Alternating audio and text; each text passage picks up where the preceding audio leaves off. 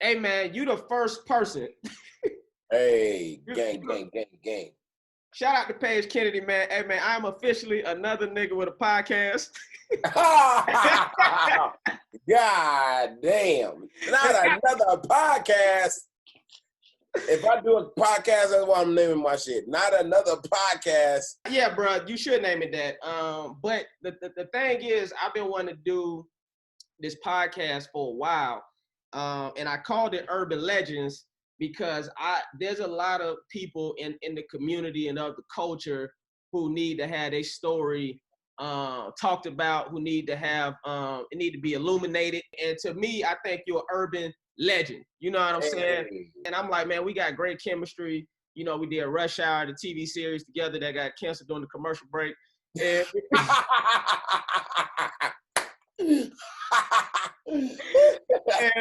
and because of that, I was like, man, let me have Paige as the first person on this. So you officially the first person. I hope you, man. Yeah, I hope you're the first of many. Yeah, so that mean 5 years from now, when you get that Joe Rogan check, I've been the first one that was on that bench. That's right. That's right. Hey, but I think Joe Rogan is a little bit of influence on everybody, you know, and I think Mark Maron kind of kicked it off, and then Joe Rogan took it to the next level. And I'm like, but I've been sitting on this idea for about a year or two. I'm like, dang, I want to do a podcast, but I don't have time because I was filming MacGyver and all that stuff. And then during this quarantine, I'm like, man, I finally had the time to do this.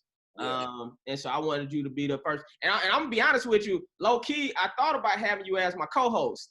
I was like, but then I was like, I don't know what this schedule gonna be like. I was like, we could be like the Drake champs, and it'd be me and Paige. We both act. And I was like, but I don't know what the schedule is. I was like, I don't know if you even want to do something like this. So I was like, let me just have him on as the first guest. But this is where I want to begin with you, Paige. First of all, you're from Detroit. Yes. 313, baby. Okay, but I think one of the most interesting things that I often see on your page is that you used to tour with Biggie, and I know there's something that you talked about on other platforms, but you didn't talk about it on this one. Right. So how did that happen? How did you link up with Biggie? How old were you? When did you start rapping? I want to know about all that. Well, with the Big situation specifically, I was in college at the time. I think I was going to Grand Rapids Community College in Michigan. And the only reason I even went to that college, because, all right, I'm from Detroit, right? And so I never even heard of Grand Rapids when I was in Detroit, like in high school. But neither has Grand Rapids. I know, right? So I played football in high school. And I didn't have grades good enough to go to a university straight out of high school. So I had to like try and figure out like where could I go to school to play football where a 2.0 was like enough. And one of my football players, my friend who was my best friend, his name is D-Love. His name is Derek. He from Detroit too. He had already graduated high school a year before me. So he was in Grand Rapids, and my coach was like, why don't you just go out to Grand Rapids with Derek? So me and another football player, James Braswell, we both just decided, all right, well, let's just go to community college. And I took my funky ass out there and didn't even make the team. That's hilarious. I went out there to play football and didn't even make the damn team, man. My hands were so trash. How the hell did this lead to Biggie? I'm getting to it. Just taking, you know what I'm saying? You said you want to know. He's like, what the hell? Why we on football? Then I asked you for big. All right. Hey, this ain't gonna be like other podcasts. I'm gonna keep it 100. Like, nigga, how the fuck get the Biggie? What are you talking about? Because you asked me from before, so I had to set up where I was. I did. So in Grand Rapids, that's where I was going to school. And I had a next door neighbor in Detroit. His name is Rodney L. He's a Prince lookalike. He's the person who introduced me to all of the rappers that I knew since I was a little kid all the way through, because he was a Prince lookalike, but he also was like a promoter in the city. So when I first met Ice Cube, when I first met everybody, it was through him.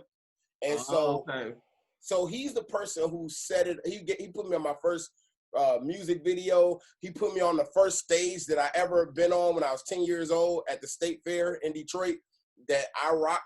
You know, were you rapping then? Yeah, I mean, I've been rapping since I was 7, but my first like performance by myself was when I was 10. I was a special guest at the State Fair. Oh. But that's another interesting story that we should talk about. But so he's the one who set up all of that stuff, and so I first opened for Big in Grand Rapids, and I just went through the Michigan area, like when Big would go through all of the cities in Michigan, like I was an opening act. And so that's when I got with him. And so Big was coming into your city to perform. He was the promoter, the Prince lookalike, and he got you on the show. Yeah, he got me on the shows because I wasn't not just in Detroit, but like throughout the whole Michigan area, all the places that Big went. Dang, that's crazy. Do you remember like any conversations that y'all had? Did y'all ever chop it up or? Well, yes, and the most you like he didn't talk to me. That's what it looked like deep down inside. You're like, well, that nigga kind of played me, but I mean, whatever. He did play me. He played a practical joke on me. I talked about this on Vlad TV, but he. So I had a big crush on Kim, like everybody fucking. Lil' Kim. Yeah, Lil' Kim. And I used to always like ask him about her, like, what's up with, because Big had, Big was doing his thing. He had what he had. And I used to always ask him about Kim. And then one day we was just sitting outside the hotel, like outside the room, but it was like these hotels that you can like look up, you can see all the rooms, you can look down, you can see everything. That's the way that it was, structured, where you could see the whole building and everybody. And he was like, man, why don't you just go up there and talk to her? Her room right there. Just go up there and talk to her. So he pointed to me where her room was. How old were you at this time? 20. Okay. So you was old enough to possibly get some Lil' Kim booty. Well, yeah. I mean, she was older than me, but because I was always the youngest of everything that I did. I was the youngest in college, the youngest. I was always the youngest growing up with anybody in my surroundings. And how do you feel about that now? I know, right? I'm like, man, I still act like a fucking kid. That's why I still haven't grown up. I'm still the youngest, goddammit. You are now. I'm a fucking child. What do you mean? Nigga, I never grew up. These are facts. I work with you. This is true. I am the same 14-year-old. So that made me nervous as shit. Because I'm like, what the fuck am I supposed to say? He was like, look, just go up there and holler at her real quick. And because he told me to do it, nigga, I was nervous as hell, but I went up to do it. I knocked on her door. I was like, what am I supposed to say to her? I knocked on the door, nigga. She answered the door. She had a robe on. Now, what did her titties come out like the movie? Was her titties out? Nigga, she had the little tassels on her. Right, like Notori, what's like Notori Norton? What's her name? Notori. You know what I'm talking about, who played in the movie? Oh, yeah. Oh. What's her name? I think it's Notori.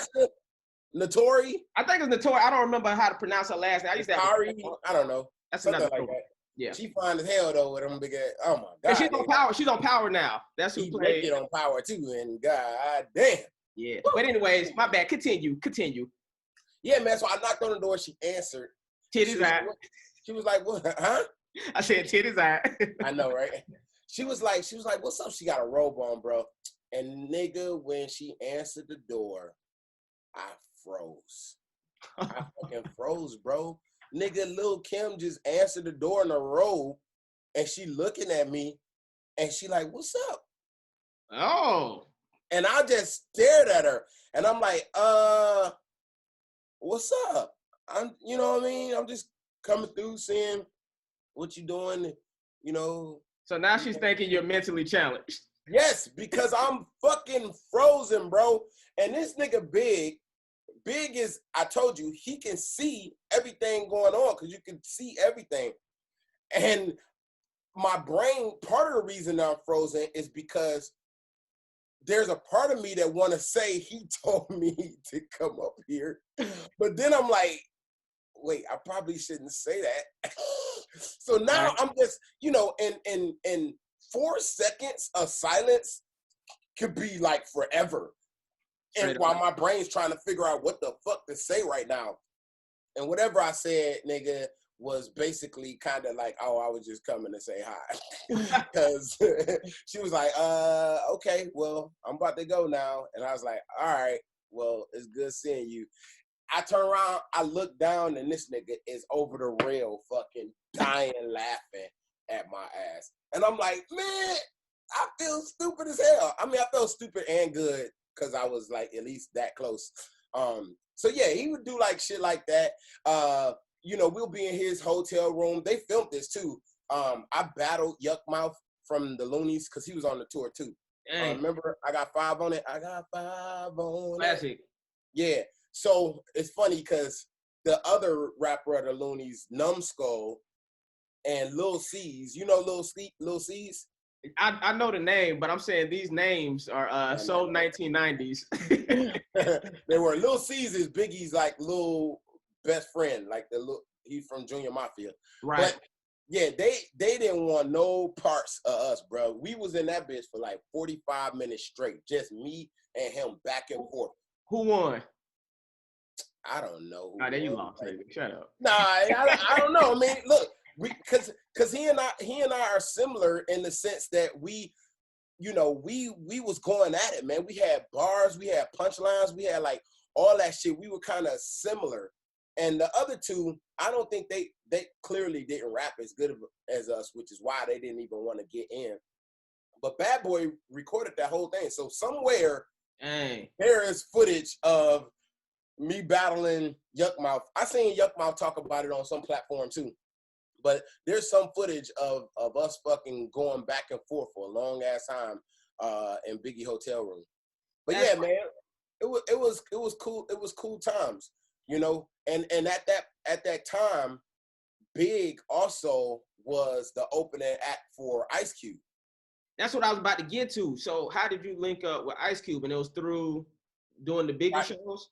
No. I've been knowing Ice Cube since man, I got the picture up there, but there we go.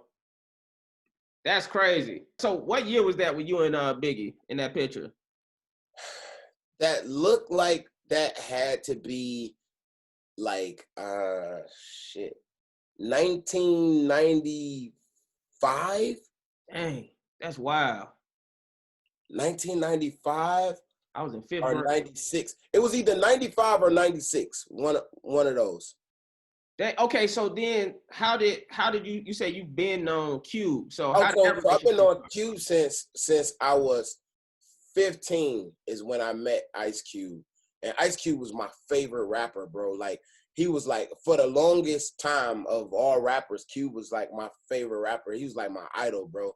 And so when Rodney finally was going to let me meet him, because like I said, Rodney dealt with everybody. Ice-T, Ice Cube, Public Enemy, everybody from the 90s, bro. Rodney was in with if they had to come through Detroit. And he used to take my older brothers with him most of the time because they was like closer to his age. They're from LA, fucking light skin with the curly hair, like Eazy and all that shit. And he didn't always take me. I used to beg him, but I was just a fucking kid, so he didn't really. But then this one time he's like, "Come on, we about to go." You know, the first time I met Cube was at his hotel. How old were you? 15. Okay. It was with Rodney.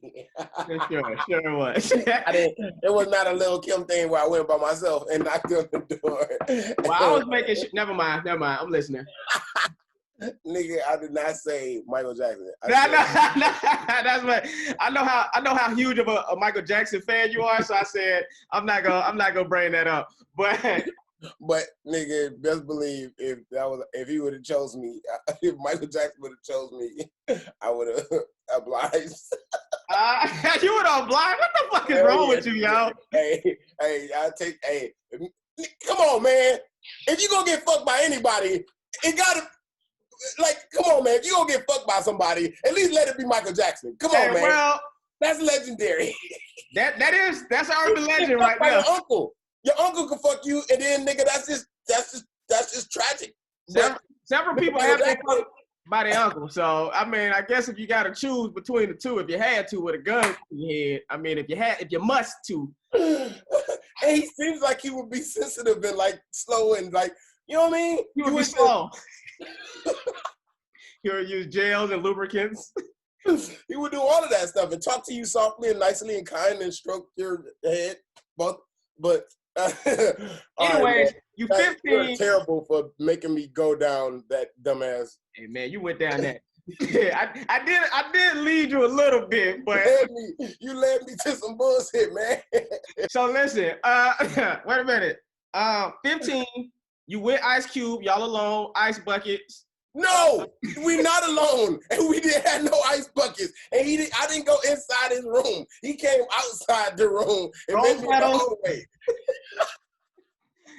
Y'all got Jodeci playing. Okay, now what? What happened next? Next, wait a minute. I'm gonna go get my lotion. No, okay, I'm listening. All right, I'm listening. Shit. No, but so that was the first time I met him, and then at the Lollapalooza tour, I used to be able to go like on a tour bus with him, his dope ass tour bus. We used to play sports talk baseball. You probably don't remember that, but it was for Sega Genesis. Do you remember Sega Genesis? I remember Genesis. Yeah, I had one. Yeah. I played Sonic. Sonic, hell yeah, Sonic was a shit. But yeah, sports talks baseball, and he got me on that because obviously, nigga, in 19, what year is that? 1993? Yeah, something around there. Mm-hmm. Yeah, I think it's like 90. Yeah, 93. I didn't give a fuck about no baseball. It was either basketball or football. It's still basketball or football. And when he was like, yo, we go play baseball, I'm like, baseball? But it was dope, for one, because it's with him. For two, because that was the first time they had, like, commentary, you know what I'm saying, from announcers and shit, right, as opposed to you just playing. So yeah, man, that was, like, cool, dope experiences. I used to be with Dub C from West Side Connect Game. People say I look like him.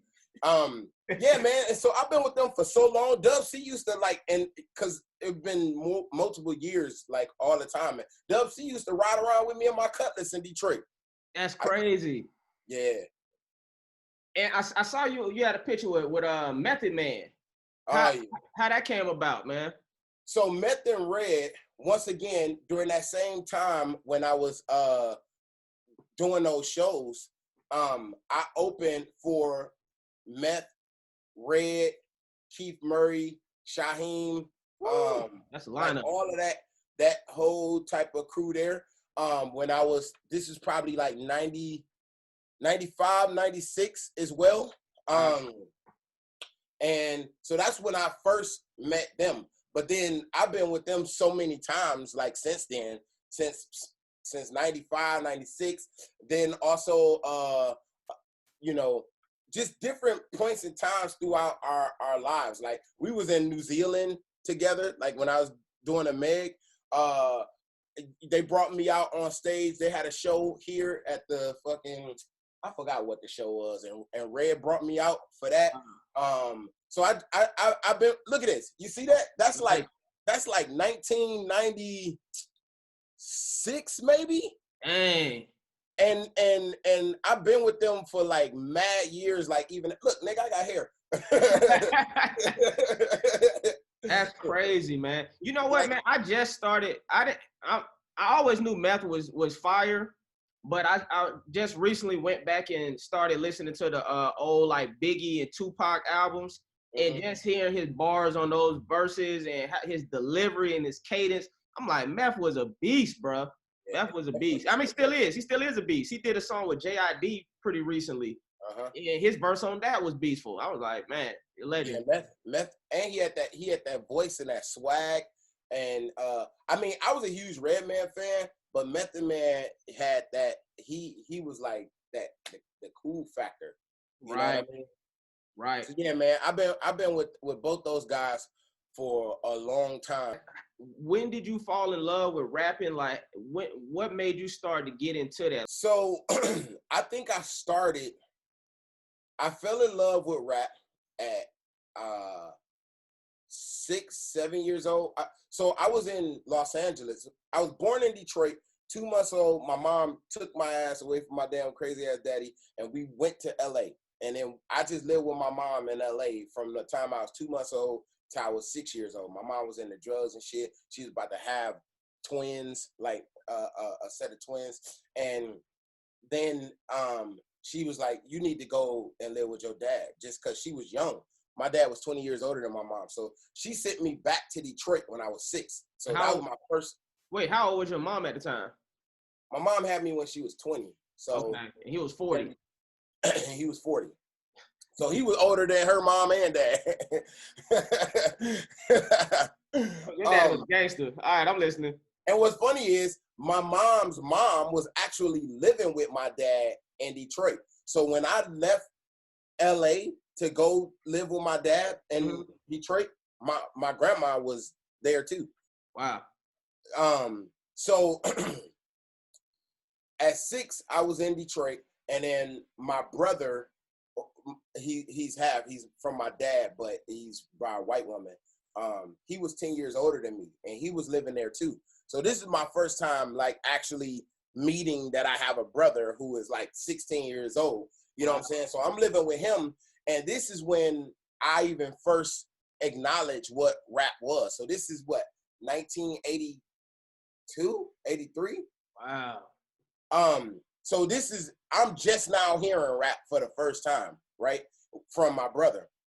And I just love that shit, man. He just like let me listen to all of these different people and his style, like the clothes and shit that he would wear. He would have like these Kangos, he'll have Levi's, and he'll be sitting on the chair, and I'll see him like picking lint off of his Levi's. Like that's how creased and like fresh he was. Like he just grabbed a little piece of and I don't know why that stuck with me, but it did. Like a little ass kid watching. You're like, oh, the way you picking that lit, I gotta get to hip hop. That's what you do. You gotta pick that up.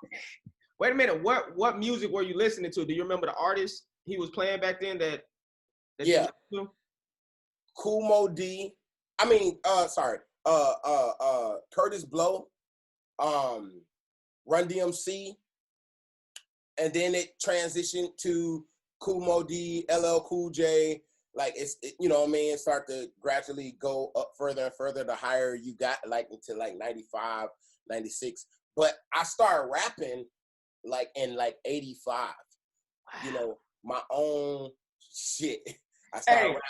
That's the year I was born. That's hilarious. That's crazy.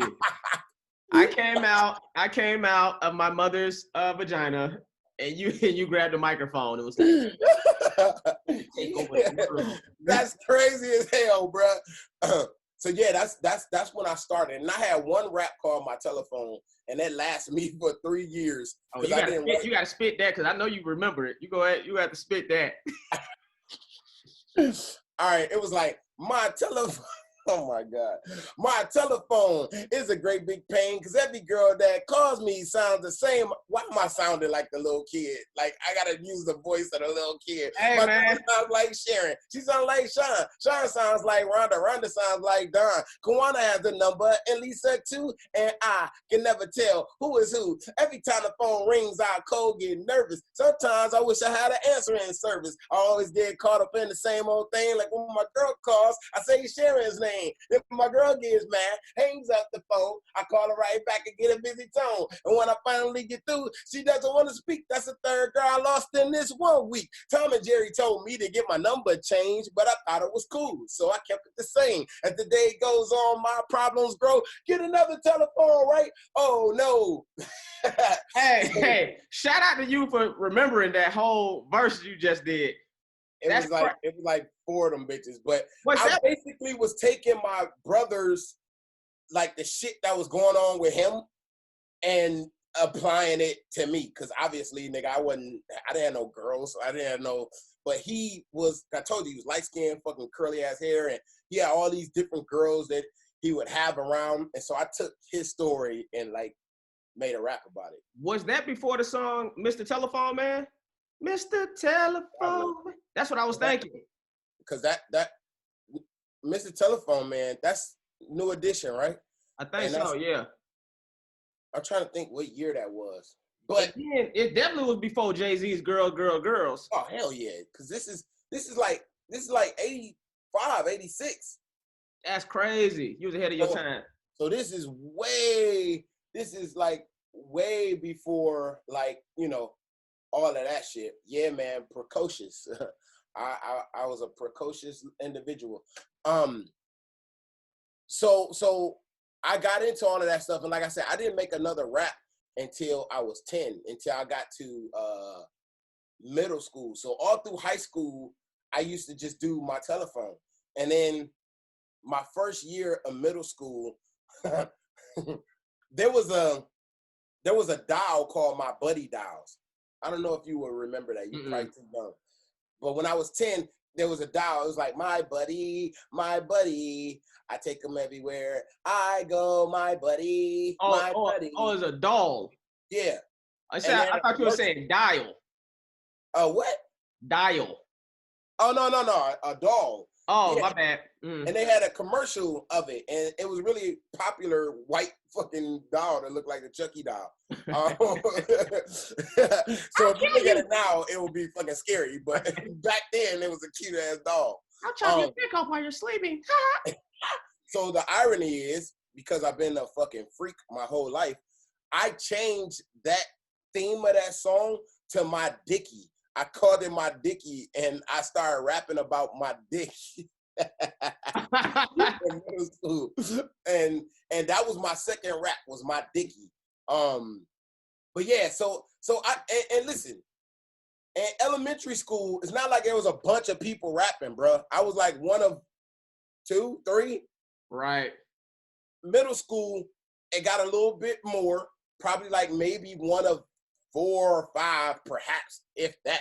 But like I was always like the best one, because nigga, my telephone rap was better than everybody's. You know what I mean? And so I just kept going. Like I said, I did my first show when I was 10 years old at the State Fair. Yeah. So how did that go? What's the story behind that?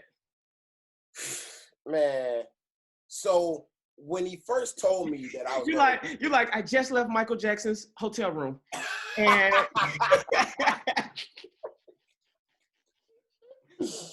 my anus was sore. Then my little 10-year-old anus was so tiny and red.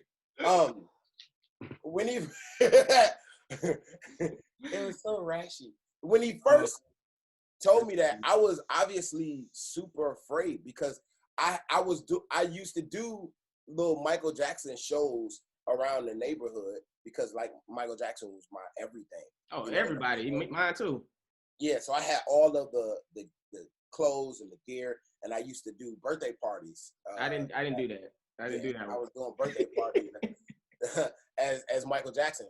But that was like the most I had ever done. I never did like a show with there's like a bunch of people sitting there watching me. And yeah, he told me, and I didn't have a beat. Obviously, I had that rap, but I didn't have like a beat. And so he gave me Eric B. and Rakim's instrumental. Back then, when you had tapes, it would be an A side and a B side. And on the singles, it would be the single, the instrumental, the acapella, and on the other side, it would be like another song, instrumental acapella, right? Mm-hmm. So on their second album, there was a song on there called I I forgot the name of it. I'll have to look it up. But he gave me this beat. He was like, you should do this beat. And the beat was like, boom, boom, boom, boom, boom, boom. So I made my telephone rap to that. Bro, I went on that stage, middle as fuck, nigga. This stage is huge. I'm by myself. And I'm standing there. At 10, I don't know when to tell them to turn the music on. I'm just, when the music come out, just rap. So I'm just standing there. Right. Waiting on them to turn the fucking music on. And this nigga in the front row, bro, he stood up and said, boo! And I said, oh my fuck. He booed a 10-year-old? A 10-year-old. Bro, if you could see me, he recorded it, but like, if you could see me, bro, it's so sad that this nigga will stand up and boo. I didn't even say nothing yet, and he booed me. I guarantee you that nigga in jail right now. Anybody booing a 10-year-old is incarcerated, bro. Nobody in their right mind go boo a 10-year-old, bro. So you don't even got to worry about him. Karma got him. Bro. That nigga is definitely not still alive. No, he ain't alive. That nigga got what was coming to him. So he booed me, and bro, when that happened, they played the music, and that shit said, boom, boom, boom. As soon as that beat came on, everybody started saying, oh! So it turned his boo into everybody fucking starting to scream. Still, I hadn't said nothing yet. Right. But that got it. But then that made me like excited, like seeing that. And so I did my rap, and it's a good rap, bro. It's a good rap. It's probably like 4 verses. I think I may have done 3. And yeah, man, that shit was like a crazy rush. They gave me this big ass trophy. I don't know why, like they said special guest, and that was like awesome. That was my first show. So this is what I want to talk about now. How do you feel about the landscape of hip hop music now? And like, what challenges do you see as like an artist? Okay, so I'm gonna put that in part of something that I wanted to say about the whole rapping stuff. So if you are not as versed with me, or if you are new to me, or you came around in the last, I don't know, however many years that you like may have known me from the internet, and you don't know much about the rapping stuff, when you see how I talk about it and how I talk about myself, it can kind of come off as like pompous, or it can come off as like I'm trying to pontificate about like how fucking good I am and why and blah, blah, blah. But it comes from the fact that like I've been around for a long fucking time, and I've been with Legendz, and I've been a part of Legendz. I've had people that everybody look up to as like the biggest and greatest shit ever tell me how dope I am and like all of this shit. And so me as a person, I know that and feel that, and I know my abilities, and I have so much fervor behind it. And yeah, I feel slighted. I feel upset because I feel like I should be big as fucking a lot of people that we revere. I feel that in my heart, just talent-wise. I know that I should be Jamie Foxx. I should be already on the levels of these people, and it's frustrating to me because I just feel like I never had the opportunity to fully be able to give my talent to the world so that I can have that. And so there's like this chip on my shoulder because it seems like I'm kind of new to a lot of people, but bro, I've been here for decades doing this shit. Like the legends that they, you know what I'm saying, talk about. And I feel like I don't get that same respect, and it's very frustrating to me, you know, especially when I'm continuing to, you know, like usually like legends from the 80s or whatever, nigga, we don't talk about, like LL Cool J is somebody who stayed around, but for the most part, if you're a rapper from the 80s, that's it. Like, and you could catch Ice-T on Law and Order SVU every fucking Thursday night. I Ice-T, man. I'm just talking shit. Ice-T, like, yeah, very funny little nigga. Why he's paying petting his Hey, cat. I see it get on your head, bro. He ain't too big to attack your ass on I Twitter. know. Shout out to IC. I mean, no disrespect. I'm like, Final level, nigga. You will get a tweet from his ass. like Michael Blackson. I'm just a bitch ass nigga. I'm sorry. But anyways, I'm listening.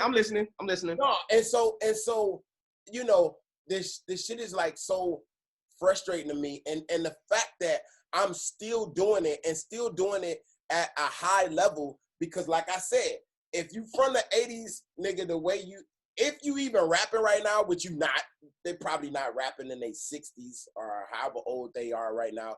You know, I'm from that generation and era, and I'm still rapping in 2020 at a high level. You know what I'm saying? I don't rap like from the 80s right now. I mean, people might say that my style is like an old school style now, but that just happened in the last 5 years, because five years ago, the way I rapping was not considered like old school.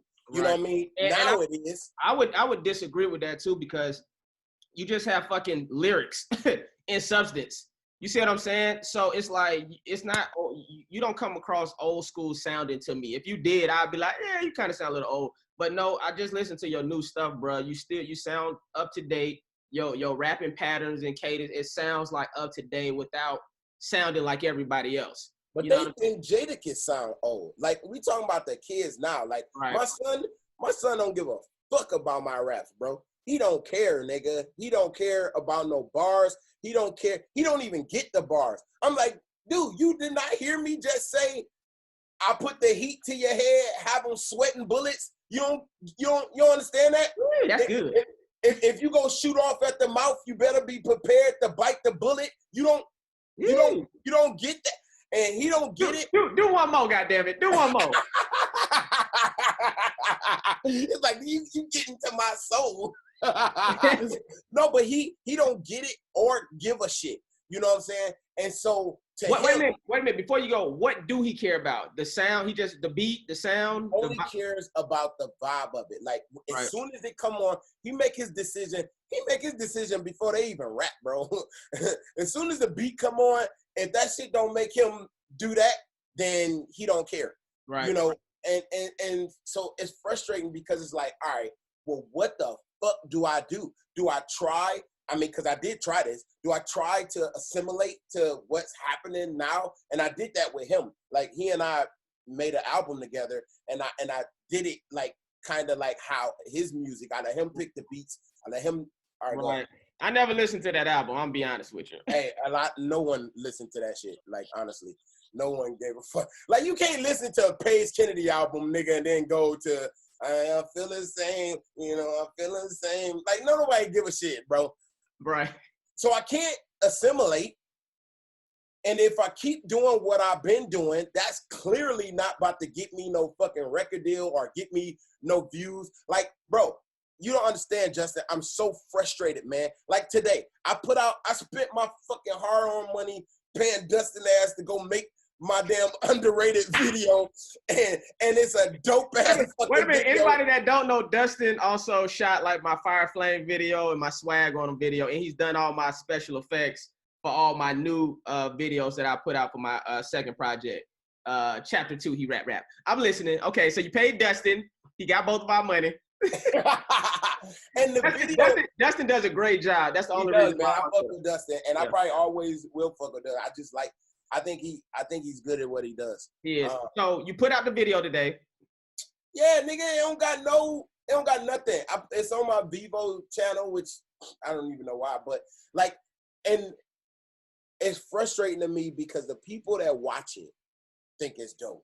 But why the fuck can't I post a video of my rap shit and it just automatically get in the hundreds of thousands, and the, you know, all of these cats that think that I'm better than, they shit just go crazy, and I post my shit, nigga, and don't nobody even see it. Hey man, when I tell you, me and my team talk about the exact same thing when it comes to us, bruh. And I think part of it is, one, Instagram algorithm is trash, I feel like. I feel like people don't see all your content. I feel like if you don't get a certain amount of likes or whatever in a certain amount of time, they almost like don't let your shit rise up. You know what I'm saying? I think that's part of it. And then, I think the other part of it is I think we're at a point in our career, and I know you've been doing it longer, but it's almost at a thing where people think we're already good. So it's like, why help him if he's already working? You got 1 million followers on Instagram almost. You in a movie, a #1 movie, Meg. So it's like, man, this nigga good already. And I think sometimes people, I don't know, trust me, how you feeling about your numbers? Those are conversations that me and Sid be having, my assistant. That's conversations me and my friends be having. And yeah, you hear other people's stuff and you like, man, they shit is not that good. It's like, if they shit getting all these views, my shit should be getting all them type of views too. But I mean, I really don't have a clear answer to that. You know what I'm saying? But the fact that it's not even on the same playing field, it's not even in the same stratosphere. Right. It's like, part of the reason, like, so the only reason I was able to have a resurgence of a rapper is because the internet transformed into a thing that allowed you to not need a record label per se to get your music out to the world. Before, dude, do you know how many albums I've had that only my friends had heard? Like, I got songs, bro. I could play you songs right now since I was a child, since I was a kid. Like, songs that still sound good from high school, from college, that are still good songs today that no one will ever hear because unless I could physically give you my CD. But I mean, you don't try putting them on like TuneCore or anything? Well, not the old stuff, but that's what I'm saying. Like now, like from Torn Pages on, I was able to actually put like material out there. But before, like if you didn't have a record deal, then ain't nobody gonna fucking know you.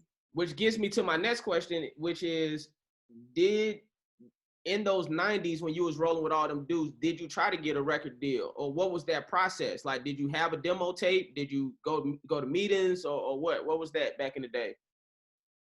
Well, I had one and I didn't show up. Dr. Dre wanted to meet with me. That was before he blew up. That was right before NWA, and I said, "Fuck a Dr. Dre. He has no certification." No, man, I was from Detroit, man. I was from Detroit. There wasn't many opportunities for us growing up. There wasn't like record labels there. There wasn't. If you think about, but Motown wasn't around, huh? And they didn't do rappers. They didn't give a fuck about no rappers. So if you think about like, what's the first Detroit artist that you ever even heard of? Probably Eminem. Eminem. Yeah, and that was like in 2000. So I already was like in college then. So before that, we didn't have opportunities to get record deals in Detroit. So there was, and me being around those people, like they know me when they are in Detroit or when they in Michigan. Gotcha. It's not like they are, you know what I mean? They got their own lives like elsewhere. The most I got is Method Man wanted me to write hooks for him. Who else tried to get me on doing certain things? I thought I was going to have some situation with Bad Boy, but then nothing even came out of that at all. I just never heard from anybody from that. So I didn't have a chance, bro, to Why do you feel like people support your Vines and TikToks more than your music? Because I think that's when they saw me first. Mm-hmm.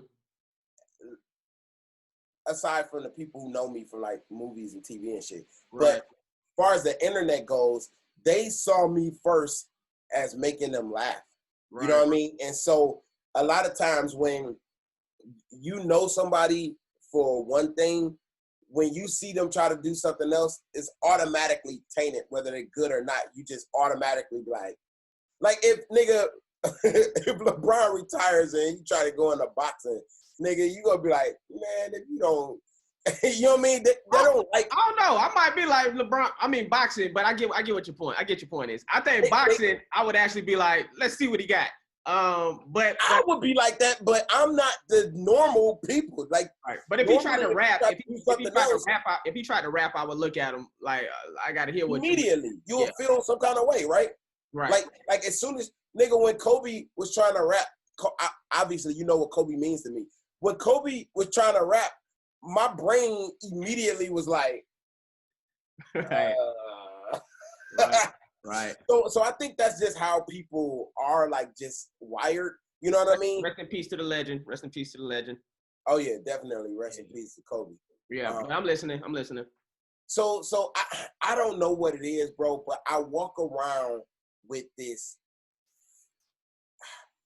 Is it? I never had a chance to blow, like, pause. I wanted to. You know what I mean? And I feel like I'm the type of talent, like, God forbid, like, if I leave, like, earlier than I feel like I should, that people will then talk about, like, how diverse I was as a talent. But I never got to smell those flowers, which I want to, you know. That's why I'm doing Urban Legendz. That's why I'm doing Urban Legendz.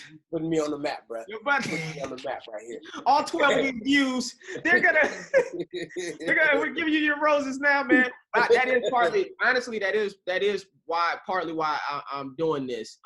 It is for that, because I do know your talent and I do know how great you are, and I've seen you be able to make a whole crew of people die laughing on set, and then I've seen you be able to shed tears in scenes.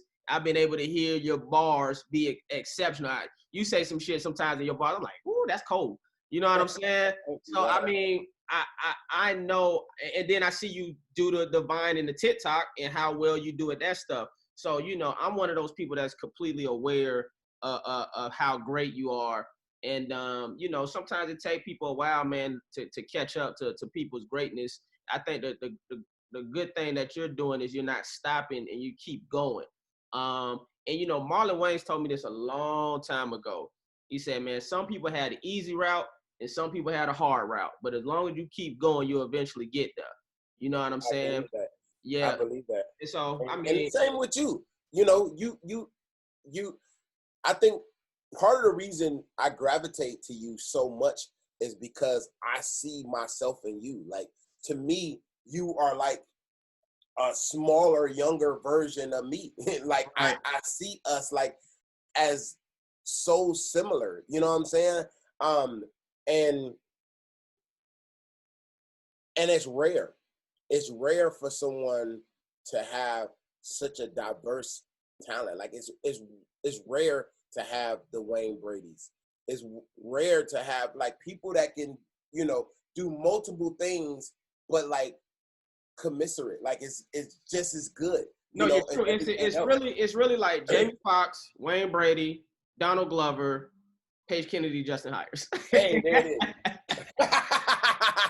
is. There it is right there. It's a very small list of people who can. You know what I mean?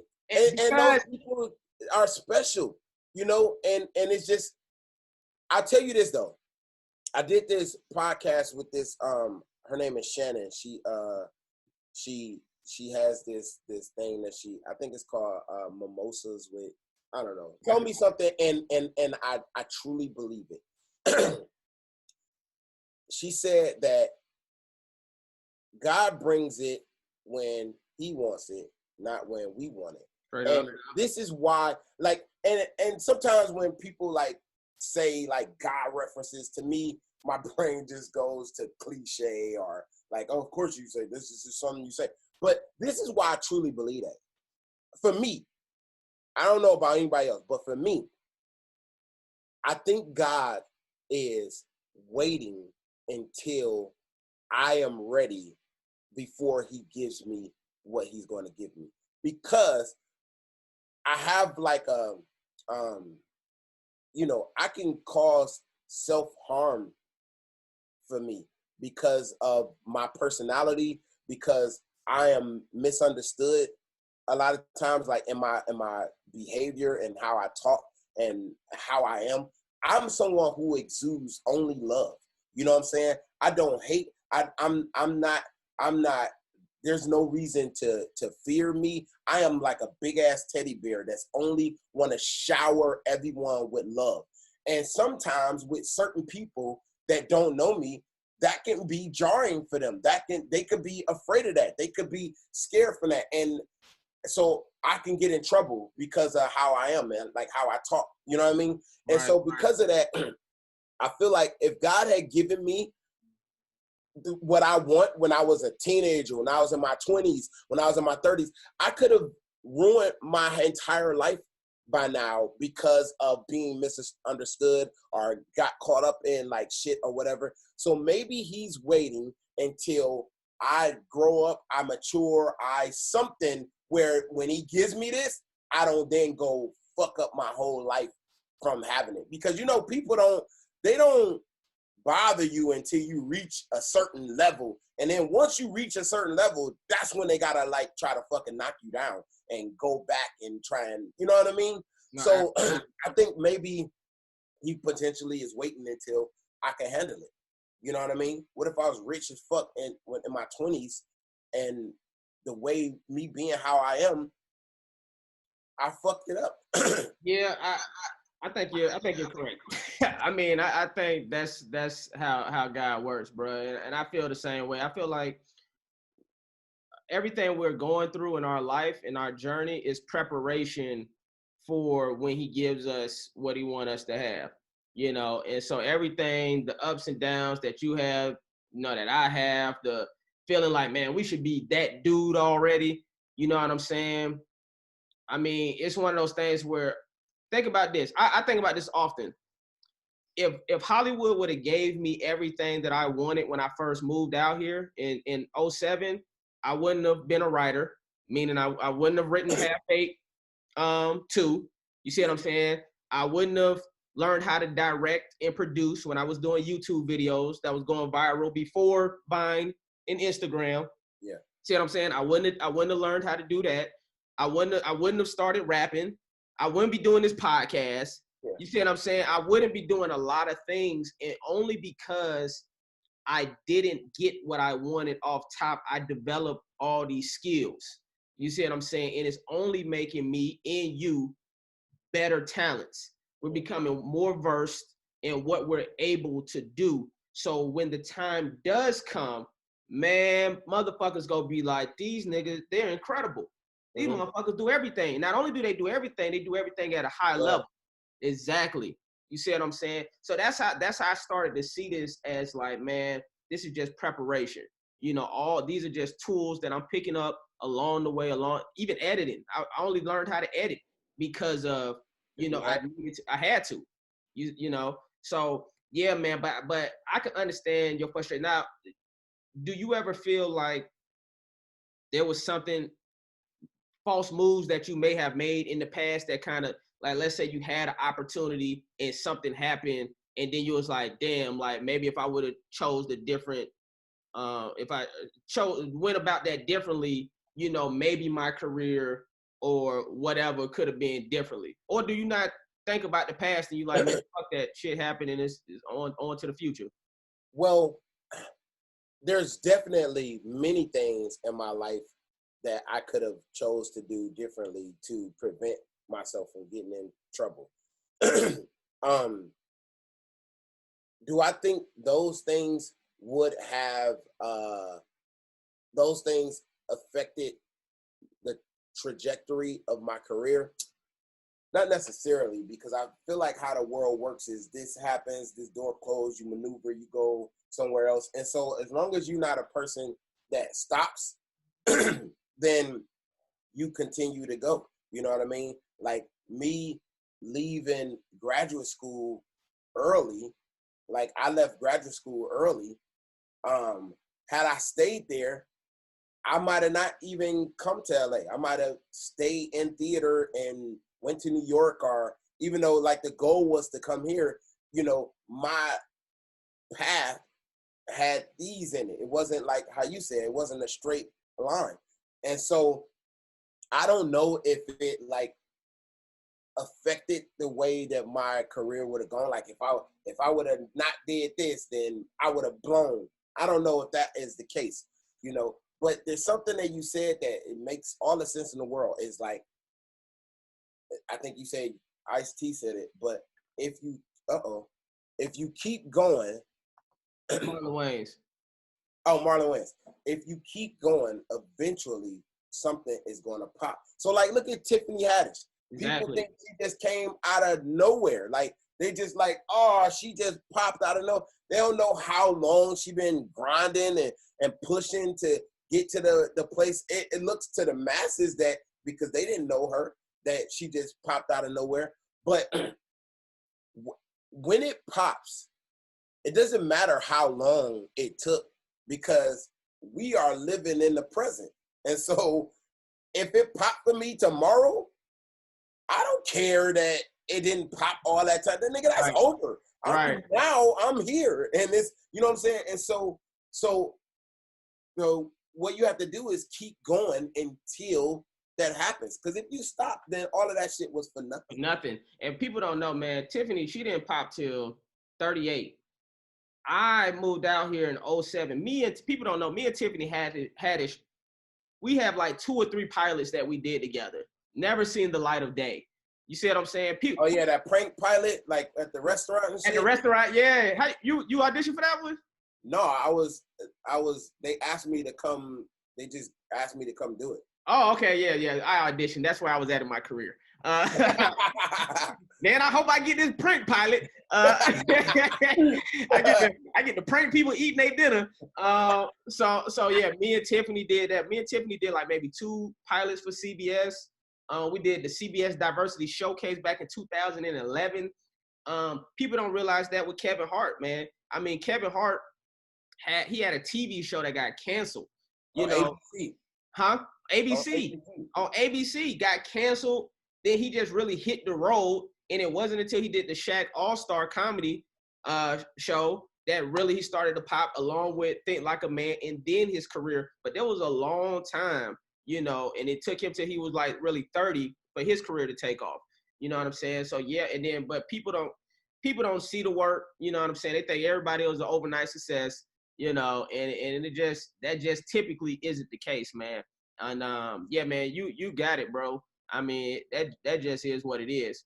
Now, but do you ever think about deleting old tweets? Do you ever?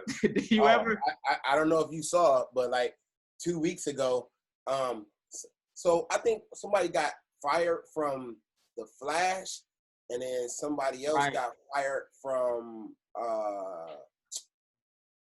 they got fired from somewhere from that, and I was like, fuck that. Because when Twitter first started, bro, me, Marlon Wayans, Damian, He's snitching. This nigga called out everybody. Me, Marlon, John, Keenan. He was fucking all them bitches. I was there. He said he's snitching. Hey, I'm so glad I did this here, so I don't like later on in life, nigga, be on TV and be like, I remember when Kevin Hart was No, but when Twitter first started, bro, it was all about the jokes. And we would all go in on the same hashtag all together. Right. Each other, and that's how we got followers. Like Kevin Hart used to like shout me out, you know what I'm saying? And then I'll get like 100 followers from him like all at one time. And I'm like, oh, every time he shout me out, you know, so that's what we did, was just write jokes. And the jokes are clearly offensive if you read them now in 2020. But back then, you were allowed to be funny. You were allowed to be funny. But now, if you say some fucking joke, nigga, you're a misogynist. So I had my daughter, I paid my daughter to go through and delete 171,000 tweets. Woo! And guess what? There's some loser that screenshotted one of them a long time ago. They got it. As soon as the Meg 3 happens, nigga, I'm posting this shit. They be waiting, but they wait till you at your optimal highest. Ain't you at the top, nigga? How as dare soon you as you beat the want to host the Oscars, that's when they gotta come out like, I knew it. That'd be my only thing, man. I'd be like, man, why did you do it when I'm still broke? That's all I'm saying. Exactly. So no one will care. They're not gonna post that story. They don't give a fuck. Like you didn't give a fuck about me when I was broke, but now all of a sudden I'm about to host the Oscars, and now You're offended. Now you're offended. Now it was trauma all these years for you. It's like it wasn't trauma the year before when I was fucking working at Publix. It wasn't trauma then. Do you think? I know this is a digression, but I'm just curious of your opinion. Do you think that something that was socially accepted before, and then as we grow as a people and we change and it is no longer socially accepted, do you think that it's punitive that you can go retroactively punish someone for something that was socially active then, but it's not? I think it's a slippery slope, and I really don't think it should be done. Even like when they try to cancel like Gone with the Wind and stuff like that, I'm like, yo, it aired. I mean, it came out when it came out in that time frame that was acceptable, you know. And if you keep deleting the past, it's like, or even I know you're talking about punishing somebody.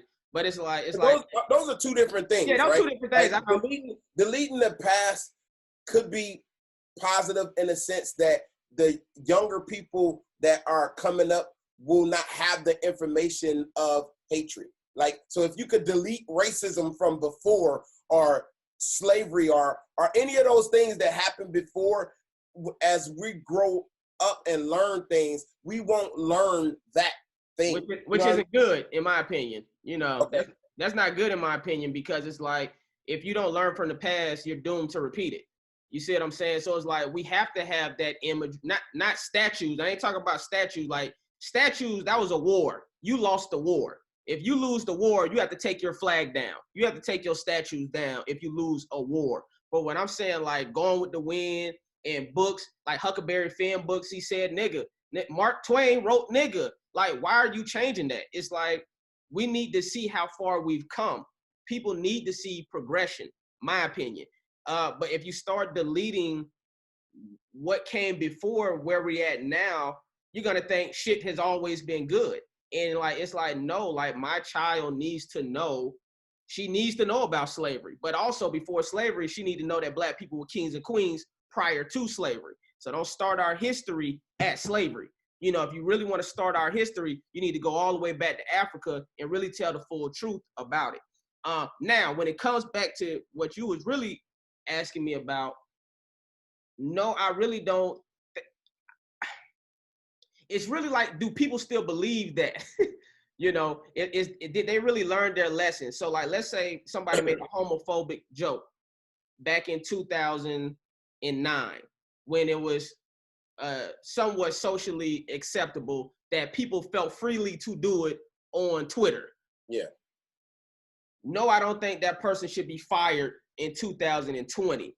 Right. Especially if they come out and apologize, or especially they say, yo, I was young, I was dumb. It was a different climate back then, but I've learned to not be like that anymore, say those type of things. No, but if somebody in 2020, they're like, man, fuck that, I still feel like that. Then it's like yeah, obviously, because then you feel like that now. But I'm saying like something that's like socially, I don't want to get into in a public form of something that I feel that I'll just tell you like off. But like, I just feel like sometimes things were acceptable during a fucking time, like in the 70s, 80s, or whatever.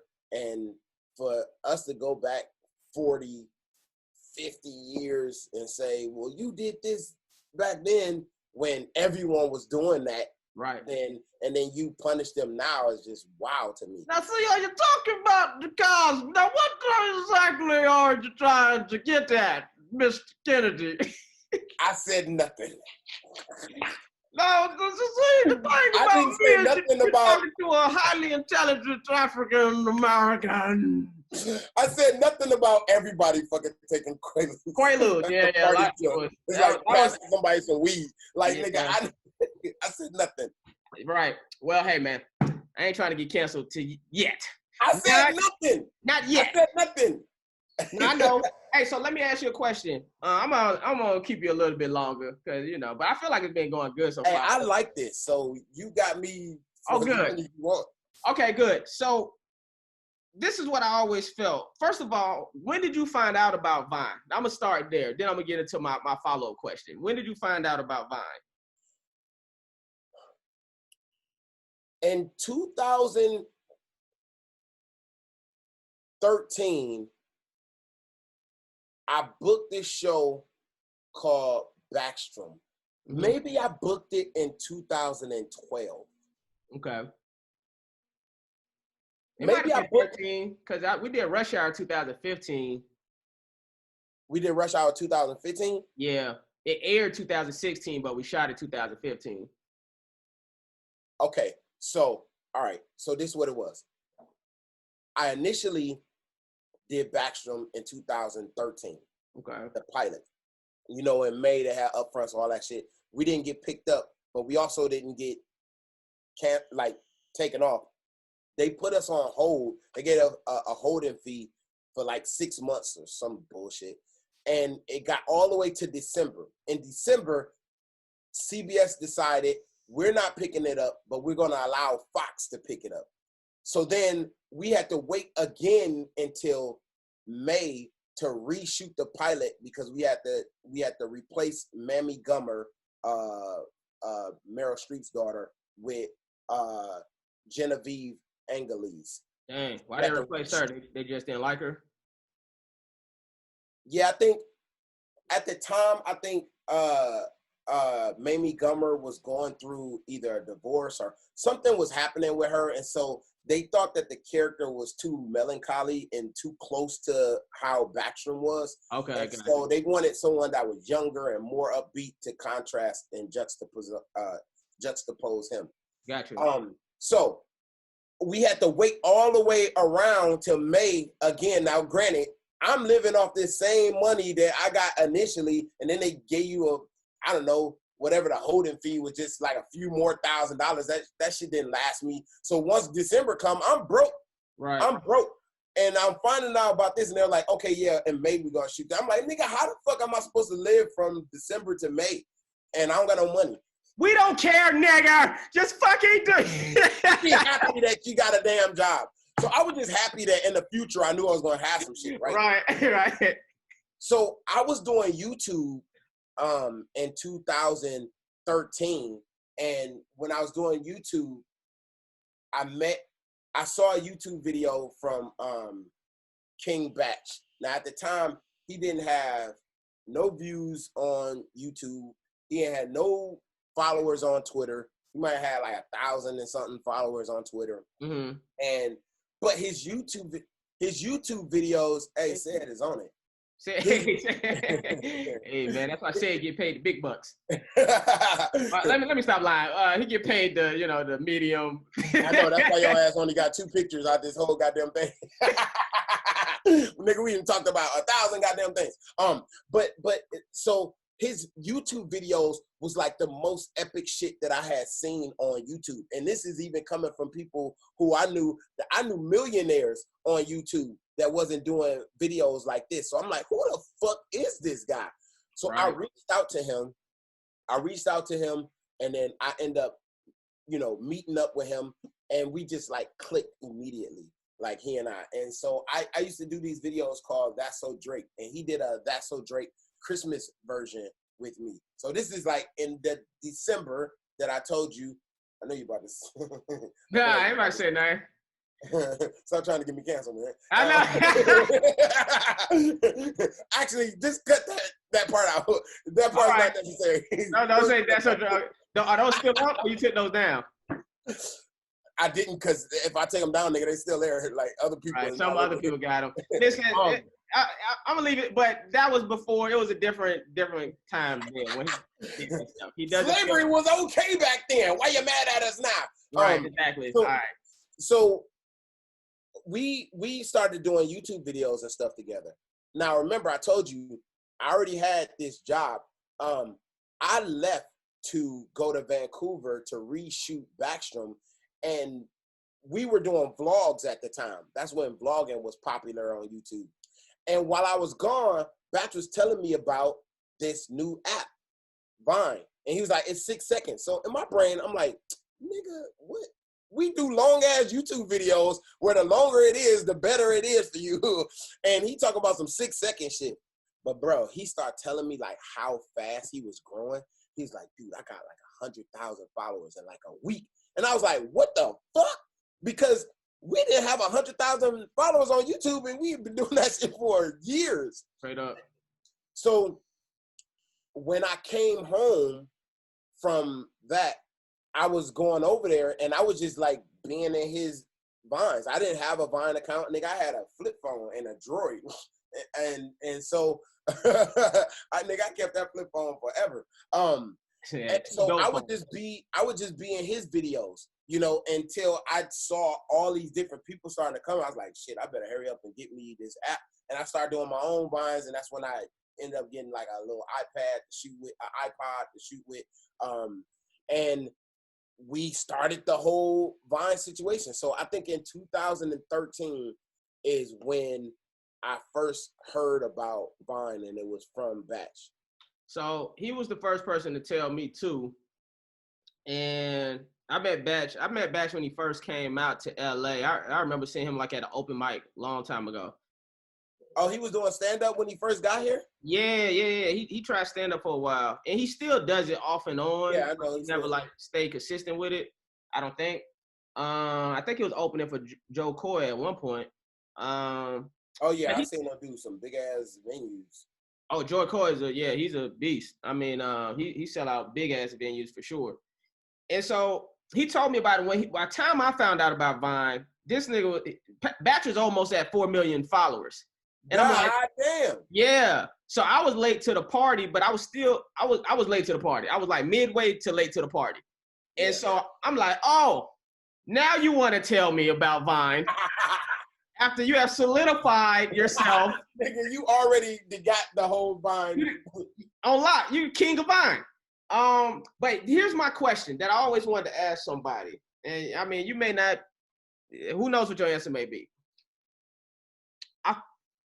I was always curious about Vine people's relationships, because I never knew if those were genuine friendships or if it was I'm collabing with these people because all of them are popular and all of them are hot. They got a lot of followers. They can help me get a lot of followers.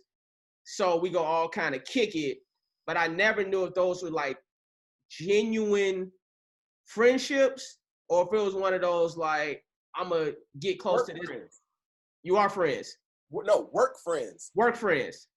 Okay. So you know, this is how you could tell if it's a work friend. A work friend is like if you're on a basketball team and nigga you get traded and then you don't talk to nobody on that team no more, that was a work friend. Right. If you got a job and then when you get fired from that job or laid off or whatever and you don't talk to nobody at that job no more, nigga, those were work friends. Like you can tell if something is a work friend when you no longer do that thing no more and if you still are communicative with them. Like us. Right. We are the same. You know what I'm saying? And so, but do you still talk to everybody? You mean for what? You mean for rush hour? Come on now. That's absurd. You don't still talk to everybody. But let me tell you something, bro. And this keeping it 100. Anybody I don't talk to from that particular show, it ain't because I haven't reached out to them.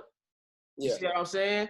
You know, so if anything is they felt whatever type of way and they went their way, you know, and that's from producers to cast members, you know. But I think you know the difference between, because I still talk to a lot of people from that. That was the best cast and crew I've ever, bro. I've done over 70 fucking film and television things, and to anybody watching that, if y'all think that that's nothing, well, go look up your favorite people and then see how many credits they have. I got 13. And you'll be able to. Exactly, I got 13. There he is. There he is. Coming in with the clutch. That's number 3. Saying you got like 17 more pictures your ass need to post. Your ass over there fucking playing Fortnite. You need more pictures need to be shown. Saying over there eating lunch and all that type of shit. Xbox. Say it locked in. Say it locked in. That was the best cast and crew I've ever been a part of. From the lowest to the top. Like, I love these people, and I still have a relationship with. And who was number 1 on the call sheet on that show? Mr. Justin Hires. Mr. Justin Hires. There he is, everyone. You see man, good leadership starts at the top. You know what I'm saying? And with this, you know, and look, and you had all of the workload. This dude had all of the damn workload, bro. Like, if you could imagine, and he was so professional. He had his lines learned. When you got all the lines and you in all the scenes and you got all the shit to do, and not only do you do that well, but you come prepared and you got all your shit learned, and you're also a joy to be on set, because it's a hard thing to do. Me, I was super bubbly and jovial on set because, like, my workload is so small. He worked 3 days. He worked 3 days, everybody. I worked 3 days, and that's it. For anybody that don't know, it takes to film a 1-hour TV drama. It was like a comedy drama. It take 8 days. So, you know, it take 8 days to film one episode. But so I worked 8 out of the 8 days. He would work 2 to 3 out of the 8 days. So I would be tired as shit in the trailer, and he would come in, "What's up, everybody?" He like, "Shut the fuck up, nigga. I'm tired." Nigga, I got these goddamn lines to learn. But you and listen, I gotta commend you on this, dude, because like you said, like it starts with the captain, bro. It starts with the captain. And you having that level of professionalism just help the spirit of everything else go. Because, damn, man, there's certain shit that I should not say publicly, and I'm not about to say what I want to say publicly, but I just will say this: not everybody that is the lead of the show have all their shit together. I'm gonna just put it like that. Absolutely. And so okay, so somebody like you, somebody like Rainn Wilson, bro, on Backstrom, Rainn got all the fucking lines, bro, and it's so many hard-ass, jargon-ass lines that he got to do, and long-ass monologues, bro. He had these long, intricate-ass monologues of figuring shit out, and this motherfucker came to set every day, ready to go. Like, ready to go, not fucking up, not none of that shit. And I'm like, damn, that's so hard to do. And that's what you did, bro. You were ready and prepared. And so it trickles down. You know what I'm saying? It trickles down. And it just was a beautiful set to be a part of. And the reason I say work friends is so Linda is still my girl. Shout out to Linda. You know what I'm saying? Like, I'm still, like, close to a lot of those people that were on that show. And that means that was real. And so for your question with the Vine, I think it's both. I think for the majority of the parts, you know, they have something that you can benefit from. So you are in communication with them because you guys are working together, and it's not like y'all hate each other. So yeah, y'all have a good time and chilling and laughing while y'all working together, but that's what it is. But you can tell if it was real or not because look at the people who still stayed together after Vine.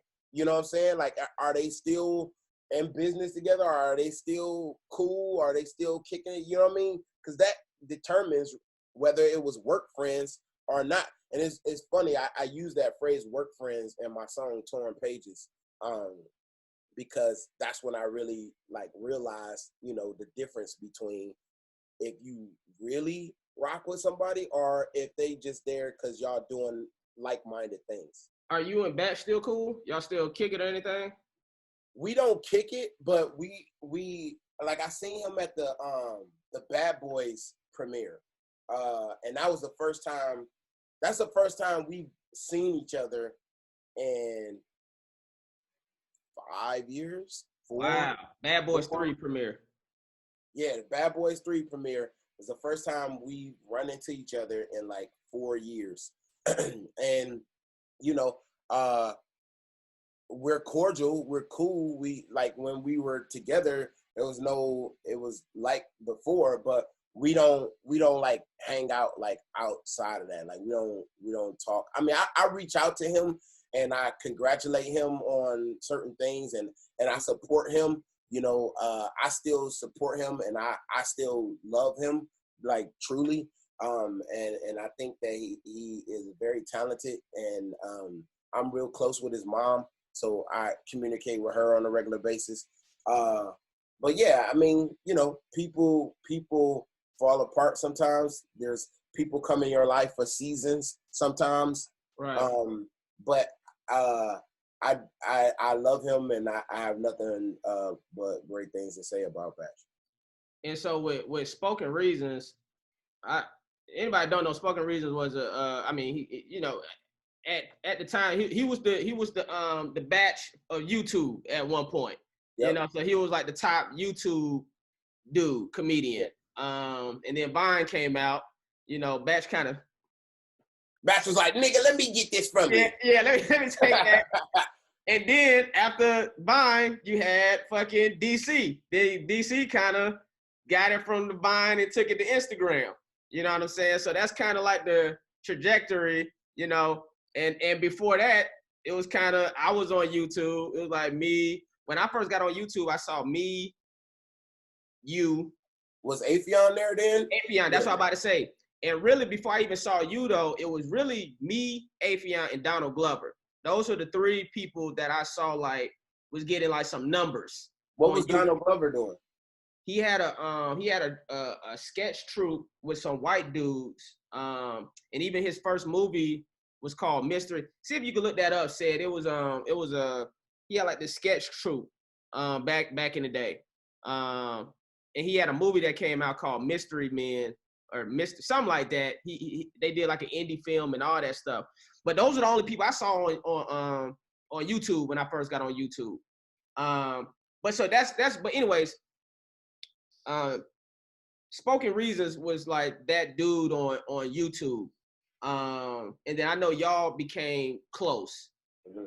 And then I saw that y'all stopped being as cool, and I didn't know what happened. And you know, if you don't want to talk about it, you don't got to talk about it. But I never just knew like what happened, and then how did y'all get back cool again? Yeah, I can talk about it. I mean, it happened. So the same thing how I told you guys, like how I found Batch through my discovery. Spoken Reasons was first. So he was the first batch. The first batch of cookies. So I think this is when Twitter was super popping, and Niall Evans was on, he was like a part of our thing on Twitter where we write jokes and hashtags and all of this. Anybody don't know who Niall Evans is, he's one of the producer EPs on Wild 'N Out. So he works very closely with Nick Cannon. Yeah, and he's a writer for like the BET Awards, Wild 'N Out, other reality shows. So he's been in the game a long time.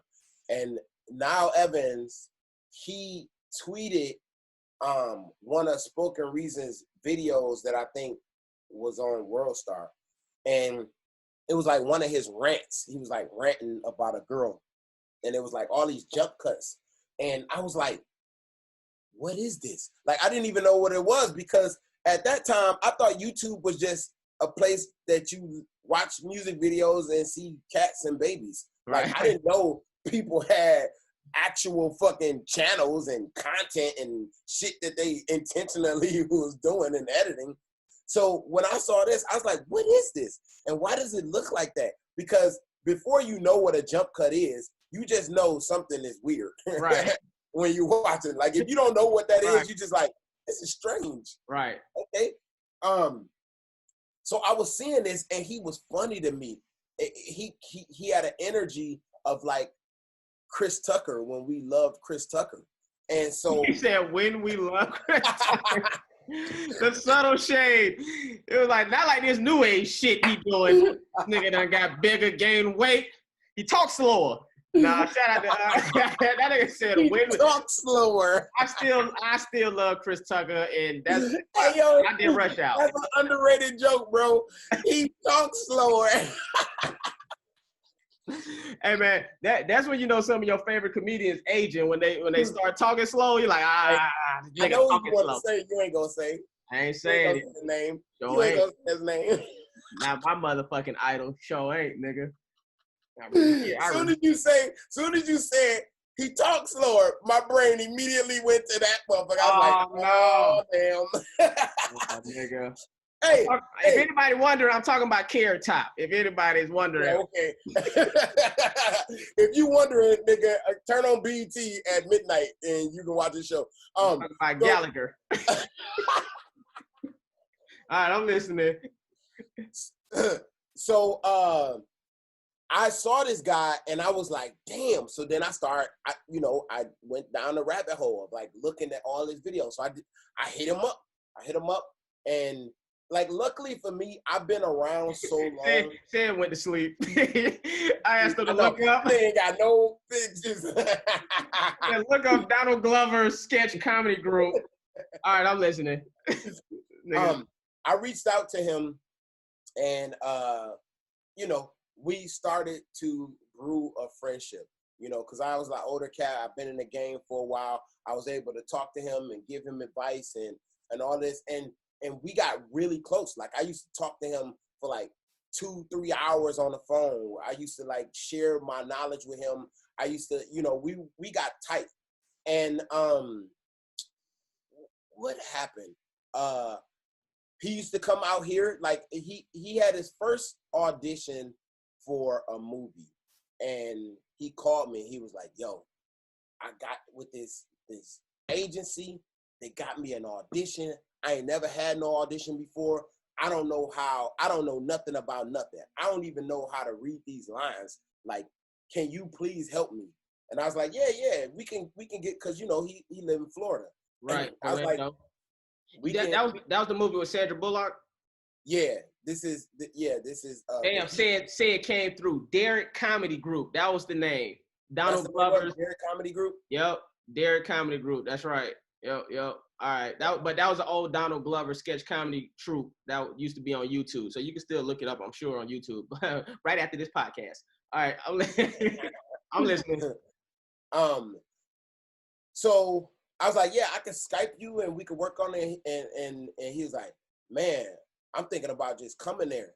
And I was like, you gonna fly all the way out here to work on this audition? He's like, yeah, man, I really want this. I want this bad. I was like, all right, bet.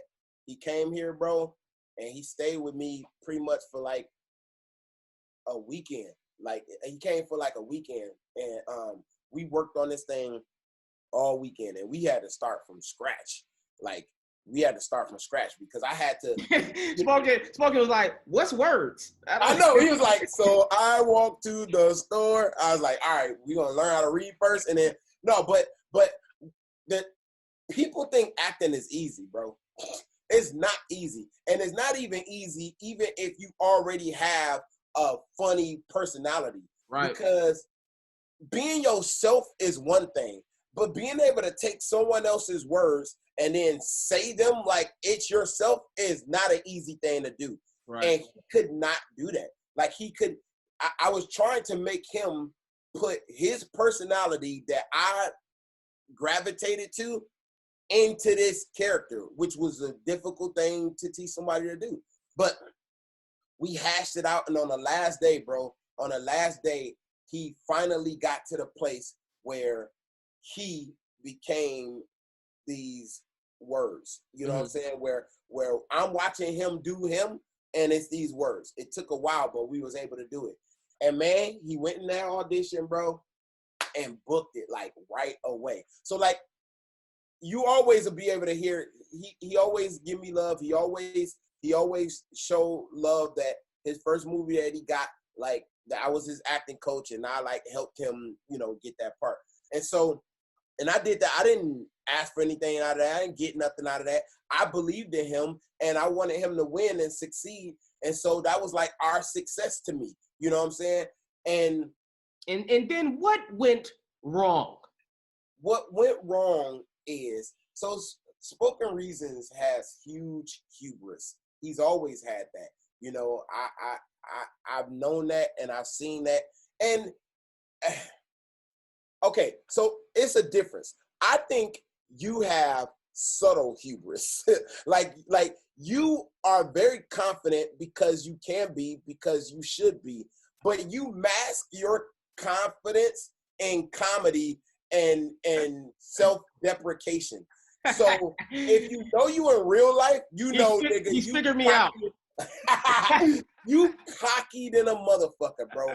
You are so cocky, but the way you mask it so it's not annoying or make people root against you is you mask it under self-deprecation, which makes us be able to laugh because you laughing at yourself. So you'll say, nigga, I'm broke as hell. Nigga, I ain't shit. I don't want, like, it makes us comfortable. It's true. It's true. No, nigga, we know how you feel.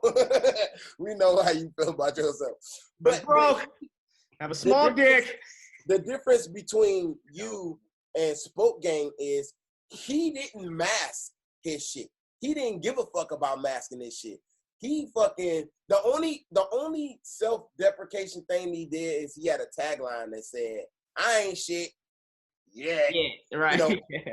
But he walked around with his chest out, and I'm okay with that. People that are like that, I'm okay with them being like that. It's whatever. But what happened was, my daughter was a big fan of his, and she was here with me in LA, and we were watching him. He was like on, I don't know what live would have been called back then. I don't know. Periscope, maybe? It was Periscope in like, or Skype. 2000. Probably was Periscope. 14, 15. It was one other one that I remember people used to use, but when I did, I used Periscope. And it was something like Live Cat or some, it was a cat. No, I wouldn't have been on that. So maybe it was Periscope. Mm-hmm. He was on there and we watching it, and she's a big fan. And she was like, Dad. Like tell him to shout me out. Cause he wasn't doing nothing on there. He just had a camera there and he was like listening to music, just kind of chilling. He wasn't doing shit. And so I text him, right? Hey bro, I'm here with my daughter, man. It'll make me look super cool if you were able to say her name while you're on live. I watched this nigga listening to music and I saw him say, and the nigga just went back to whatever the fuck he was doing. You knew you was watching him, right? I'm watching him look at my text and disregard my shit and just go back to doing nothing. I watched the face, I watched him disregard my shit and just go back to doing nothing. And I was like, damn, that's cold blood. Like, he didn't even respond to me. he ain't say, nah, nigga, I ain't doing that. Like, I feel like if that was you, if you wouldn't want to do it, nigga, you would at least responded with, no, nigga, I'm not doing that. You're right. And I would have to deal with that. This nigga didn't even acknowledge that I said anything at all. And that really rubbed me the wrong way, because it's like, it's my daughter, and like, if I had a homeboy and like his kid was a fan of mine and like he asked me to, nigga, I would immediately just do that. Even if I wouldn't have did nothing for him, I'm going to do something for his kid. You know what I mean? So that rubbed me the wrong way, dude. And then I was done. After he had did that, like, I was done. I'm like, I'm cool on him. And to him, because I guess he didn't give a fuck. Like, nigga, he had a #1 movie out. Like, he didn't care. So I stopped talking to him. What was that name of the movie again? The Heat. The Heat. That's right. That's right. And listen, all through the Heat, I was still like on the phone with him for hours because I was still giving him tips. I was still helping him because he had never been on a fucking. I was teaching him how to be professional. I was teaching him how to make friends with certain people and to be certain ways around and to not give fucking Sandra Bullock and Melissa McCarthy his ass to kiss because that's kind of how he walk around, you know. And so I was like helping him through all of that shit. And so the fact that he kind of like dissed me like that, I was done. So we stopped talking and we didn't talk for years. And then I think I sneak dissed him on, I had a rap that I put out and I think I said something like,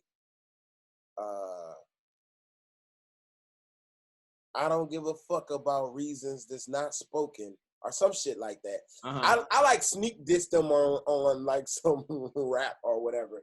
But we didn't talk for a long time. Then Vine happened. Then I got with Batch, and then Batch used to tell me stories that about like running to him like at an audition or whatever, and it being weird, and like he just thought he was the shit, you know. And everybody that I knew that once had a relationship with him was like, no, I'm cool on him because of blah, blah, blah. And me at the time, because I didn't like him either, I'm like, damn, you too? You know? And then one day I was at the Chick-fil-A on Hollywood and Highland, and I was just sitting out there eating, and this motherfucker pull up in his car in the drive-thru, and you know, the drive-thru and where you eat is you right just there. a direct line right there. And I saw him, and he saw me, and it's such an awkward thing because we ain't talk. We used to be boys, and now we kind of like, so I didn't know what to think of that. I'm like, damn. So my heart started beating fast, like, damn, shit, that's this nigga right here. He got his food. He left. I'm like, oh, I guess that's what it is. But the thing about Spoke is he does not shy away from confrontation. You know, like even with the Wild 'N Out thing, like when he had to confront E-Man after the show, like he will go and try and talk to you. Like, and so he went, parked his car, walked his ass back to me and was like, yo, bro, say, bro. He was like, hey, say, bro, can I talk to you for a minute? Let's just go over here and talk. And that's that Florida in us, though. Maybe that's what that is. I'm the same way, bro. If I got a beef, I'm gonna call you. I don't care how tall you. I don't care how big you is, bro. If I got an issue, I'm like, hey man, let me holler at you real quick. Let's go talk about it. Well, that's what he did. He said, let's go talk about it. And then he was like, so what's up, man? Like, what's our problem? What's our issue? What's going on? And we had never talked. We had never had the discussion of like what went on. Like we just stopped talking. And so I told him, I was like, bro, you shoved me in front of my daughter. Like I asked you to do this for her, for me, and you just like disregarded my shit like I wasn't shit. And then you never even responded to me at all. And, you know, he apologized and we hashed it out. And, you know, he was like, look, we ain't got to be cool. We ain't got to talk. We ain't got to nothing. But I just want to, you know, get this shit out in the open because, you know, that we two black men, like, in a thing. And that's what, and we was cool. And that's what we need to do. And I respected that. You know, there was a part of me, I'm not gonna lie, there was a part of me, like, during the whole process, after he had that movie, I'm like, he better enjoy this, because this nigga ain't, without my help, he not gonna get nothing else. So he gonna realize that he been fucked up with the wrong motherfucker. And that's what happened. Like, that was his only movie that he ever got. And he had other auditions, he had other, and I feel like I'm a very, very good acting coach that I could have like helped assist him in being able to get further. But that was the only thing that he ever got. And then he switched on and went to All Deaf Digital and all that. But after that conversation, we still didn't like, I mean, we like kind of followed each other back and we would say stuff here and there, but we still didn't get cool again until maybe a year or two ago. We start talking again and like actually being cool like how we were before. Shout out to Spoken Reasons, man. Oh yeah. I saw when he came on the scene. Everybody was like, "Hey, it's this dude from Orlando. He's from Florida." You know, I'm from Florida. I'm from St. Pete. Are y'all the same age? I'm a little older than him by Okay. a few years. I think. he probably at least 30 now, isn't he? You think? Yeah, but so we've been knowing each other, and I don't know if he hit me up first or I hit him up first. I want to say he hit me up first, because I was doing stuff on YouTube also, or somebody might have mentioned him. But shout out to Spoken Reasons, man. This is my last question about Spoken Reasons, and then, do you think he's crazy or a genius?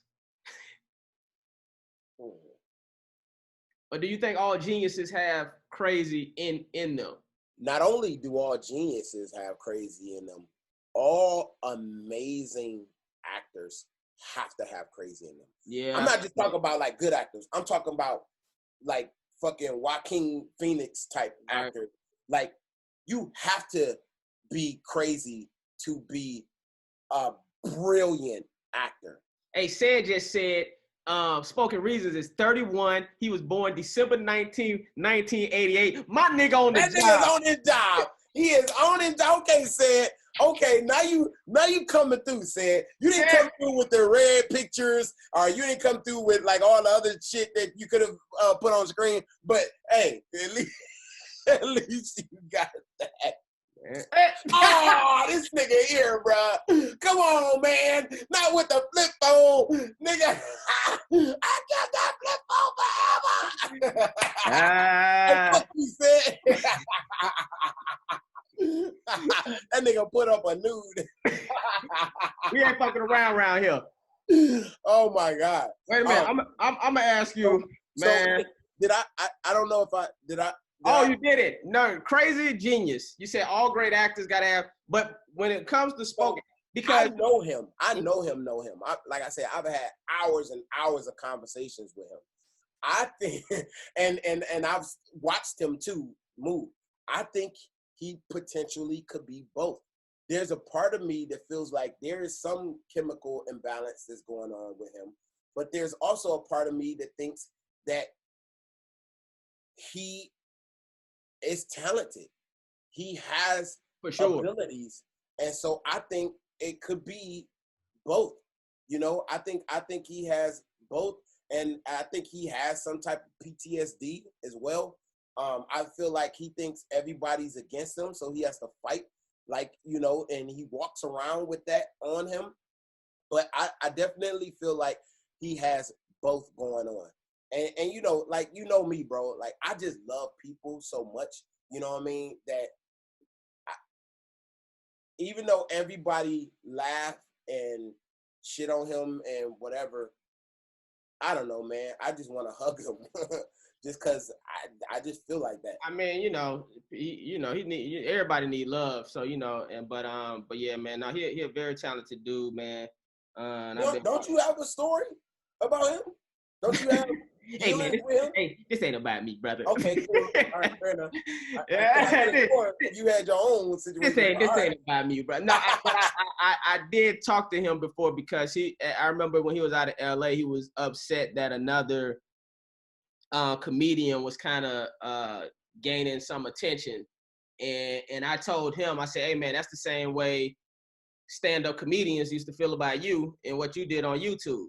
You know what I'm saying? So it's like, don't get upset at the next man. You know, everything evolves, you know, and, you know, so, but, you know, when I booked Rush Hour, he hit me up to congratulate me. You know what I'm saying? I did his YouTube interview thing back in the day when he had his I Ain't Shit Yet little series he did.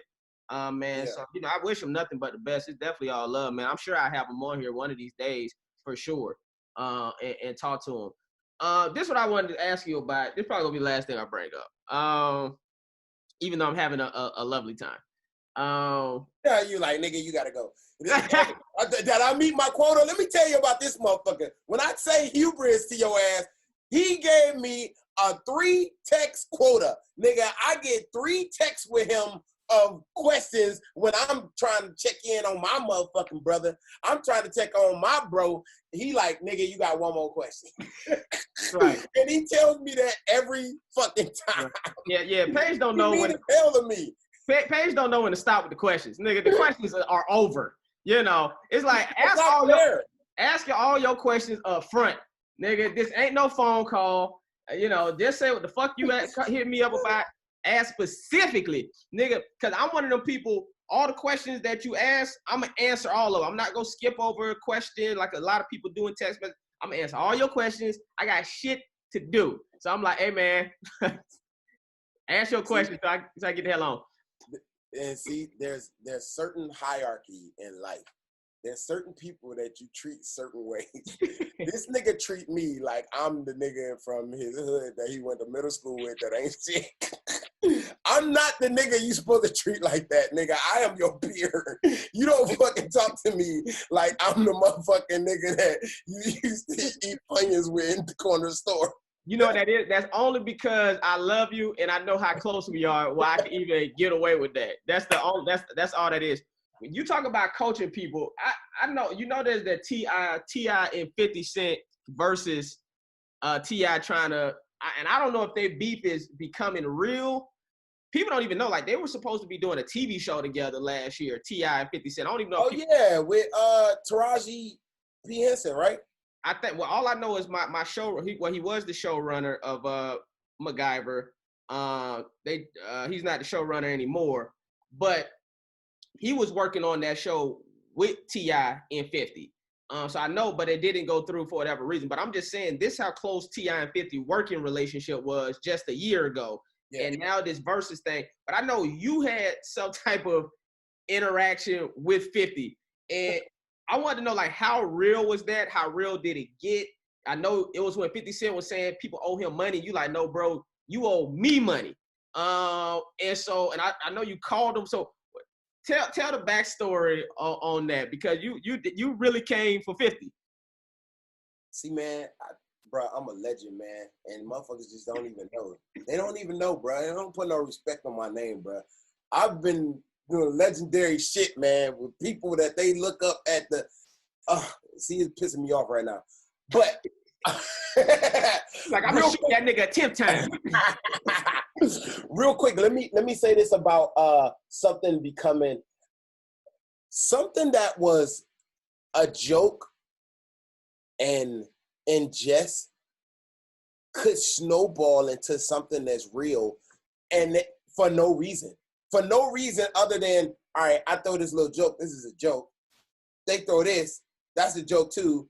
But then it can spiral into, because of everybody else that's like fueling that too, it can spiral into something that's actually real over, nigga, something that was never real in the first place. So that's possible that it could morph into something real, even though I'm sure that it wasn't that initially. Yeah, T.I. 50.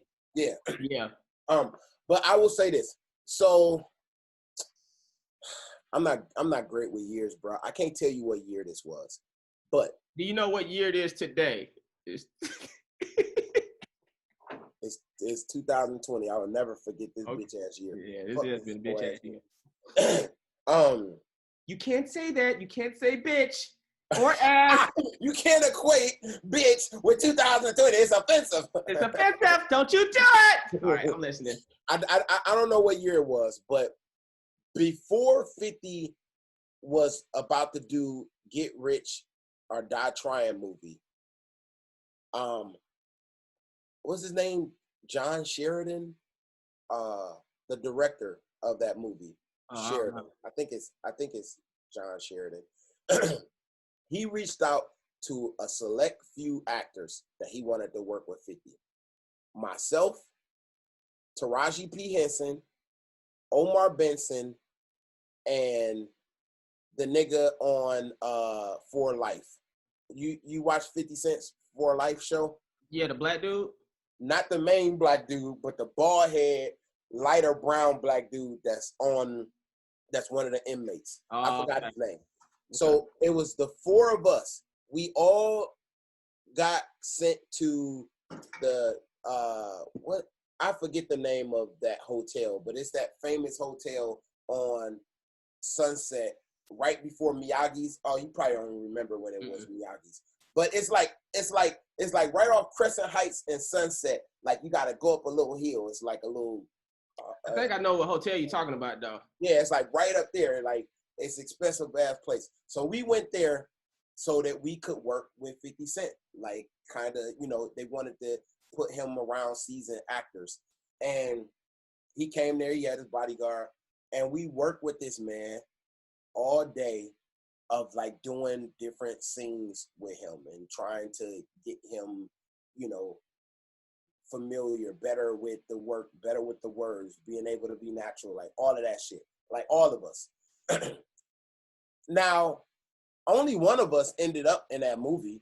I mean, we weren't promised to be in the movie or nothing, but like Omar was the only one that actually ended up being in that movie. Right.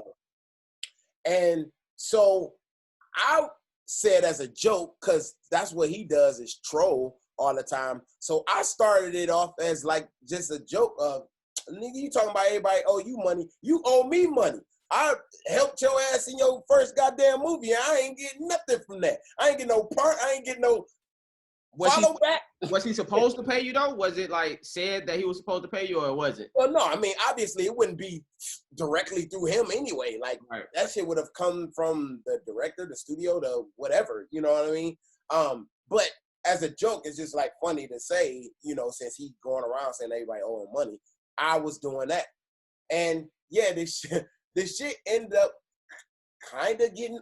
I don't know if it was like for real out of hand or not, but but the straw that broke the camel's back is his son had posted something on Instagram, and I in the comments I was like, "Tell daddy to give me my money," and he responded to me saying, "That nigga still owe me money."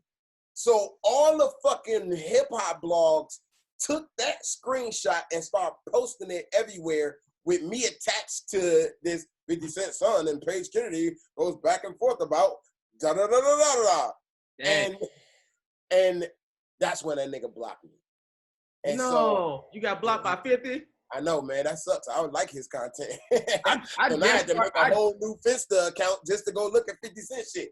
I literally just started following him like 2 days ago or something. Oh, well, nigga, he is entertaining. And then I saw him in Vegas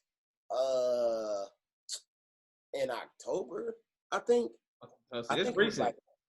Yeah, I saw him in Vegas in October, and I was a little nervous because, you know, nigga is 50 Cent, and there's a lot of people with him.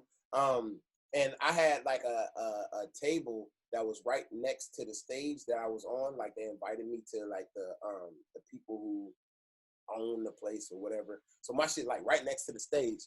And I'm a big, huge 50 Cent fan. I love 50 Cent. Like, you know what I'm saying? And so I'm screaming the lyrics and shit. And I see, and he come over to the side because he, you know, going back and forth, me rapping. I see him look dead at me. And like, he kind of acknowledged me.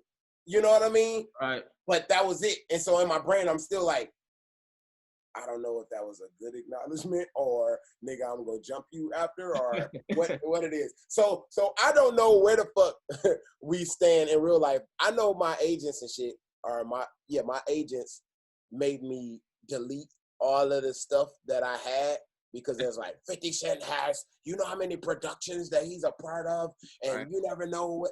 And there's we had the same agent. We used to have the same agent. Now we have the same agency. Oh, okay. Mm-hmm. What is that agent? Are you allowed to say? APA. Oh, okay. Mm-hmm. So yeah, I don't know in real life where this stands now, but you gonna know when he knock your ass in the head. You'll know then. Bro, we the same nigga. Me and 50, we the same. And so how's your weight loss going? This is it. I'm getting out of here. Yeah, it's only because you did. I'm wrapping this up. Remember you told me, you was like, hey man, you could be a superhero. So meant it. I had lost 100 pounds. I was really excited. I wanted to get lower. I wanted to reach 200 pounds, which to a normal person that still sounds like a whole bunch. But because of the way I'm built and my frame, I wear my weight different than other people. Mm-hmm. So even though 200 pounds is still like a whole bunch to somebody, for me, that's 200. I'm 200 pounds lean muscle. So if I have zero fat on my body, I still would be 200 pounds. And that's what my goal was to get to, which I never actually made it that far. the lowest I got, I started off at 320. I was 320, and the lowest I got was 211. And that was because, like, I went extreme because I'm on this new Netflix show right now, and I had to be naked in the first episode. And I wanted to be right as possible, so I went crazy on this liquid diet for, like, all these days, and I got to lose all the way up to until 211. That shit only lasted, like, 3 days. Right. And I started going back up. But then the quarantine happened, and that ruined everything for me, bro. Because the gyms closed. Nigga, I was eating all the quarantine snacks in 2 days. Like, I refused to work out, like, inside my living room for a month and a half. Mm-hmm. And I gained a lot of weight back. And then even when I started back working out, like my home workouts and outside and all that shit, I still couldn't lose weight. I was keeping my muscle content, and I was keeping the shit that I work for, but I still couldn't lose the weight. So right now I'm at a bad place to me, weight wise, because I'm like all the way back up to like 245. Dear Lord, I'm sorry I brought this. I know, but look, I still look great though, right? You do still look great. So like, because the way I wear my weight, you don't look at me and think, nigga, you 250. Like, I don't look like that because of how, you know what I mean? But as soon as we get the fucking word, which I have no idea when the shit is, I know how to lose the weight. You know what I'm saying? I know how to do it. And I'm still active. You know, I just got to fix, like, my eating habits. But as soon as I hear, all right, we get to go back to work in September or August or whatever, I can immediately turn my shit back on because I have to go back to, otherwise I won't be able to fit my wardrobe. Right.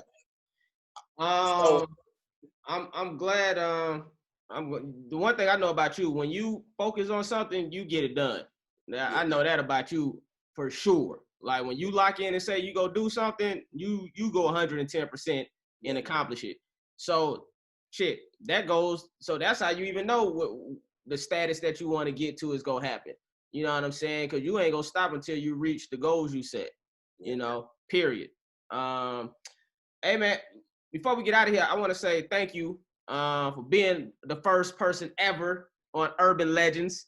I think you told some legendary stories. Legendary come up, man. Your journey is still continuing. We're gonna keep watching you.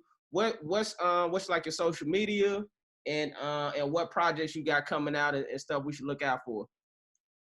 Well, my social media, everything is Paige Kennedy, Page Kennedy on TikTok, on that. Oh, that was something that was interesting real quick. Like, during quarantine, I was supposed to be working on Straight Bars 4, but I did not. Because I ain't had no studio. So I'm like, I'm not about to fucking do no rapping. So I ain't rap in a minute. I got to get back into it. But what I did do is I joined TikTok. And I joined in March. And so April, May, June, July. So in 4 months, bro, I basically got 1 million followers on TikTok in 4 months. I'm at 950. We're trying. Here's my problem with this TikTok and this is my problem with Vine. It's because I come from a sketch comedy, like doing sketches, and I mean, I just need to do it, but I don't be want to exert all that time and energy into doing those videos. But I know the payoff is great, though. You know, clearly. So, and it's not going anywhere. So I don't know. They talk about maybe, they are talking about fucking banning that shit. Yeah. But please, I know you got to kick me off, bro, but this is important information. Really trying to get you to fuck off here. I know, man, but it's important information. I had TikTok written down in my notes, so I'm glad you're talking about it. No, I had it in my notes. Go. The reason it's important is because the internet is not going nowhere. And you can fight it as much as you want to, but you're just doing yourself a disservice. TikTok has been around for years. Like, it was Musically first, and then and I said, fucking banging my chest again, nigga, I'm not about to start no another fucking app, nigga. I'm already this old. I went through the Vine shit. I don't got nothing else to say. I don't know what else to do. I've been losing followers on Instagram for the last 5 years. I was almost at 1 million before, and then for 5 years, I just lost followers every day. You know, and until I got all the way down to like 875 or some shit. And no matter what I did, nigga, I could not gain. Even if I had videos that went crazy, I could not grow on Instagram. And so when the quarantine happened, I told my son, I was like, Tim, we don't got shit else to do, bro. And TikTok is not going nowhere. We already so far behind everybody else. We gotta start, dude. And we gotta start like we gotta make it a job like how we did Vine. Vine, right. This ain't no, oh, I'll do one here, I'll do one there. Hell no, that's not gonna work. So we dedicated ourselves to posting 4 TikToks a day.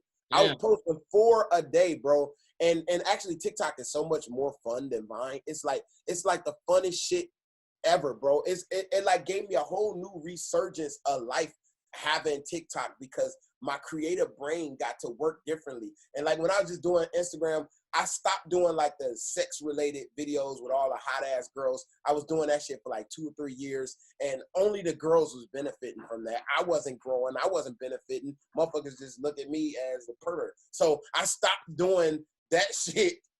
And then I was like, I don't fucking know what else to do. So I got on TikTok, and bro, I'm just so proud of myself because I dedicated myself. I focused myself, and to get 1 million followers on anything in 4 months is like very difficult to do. And I did that shit with me.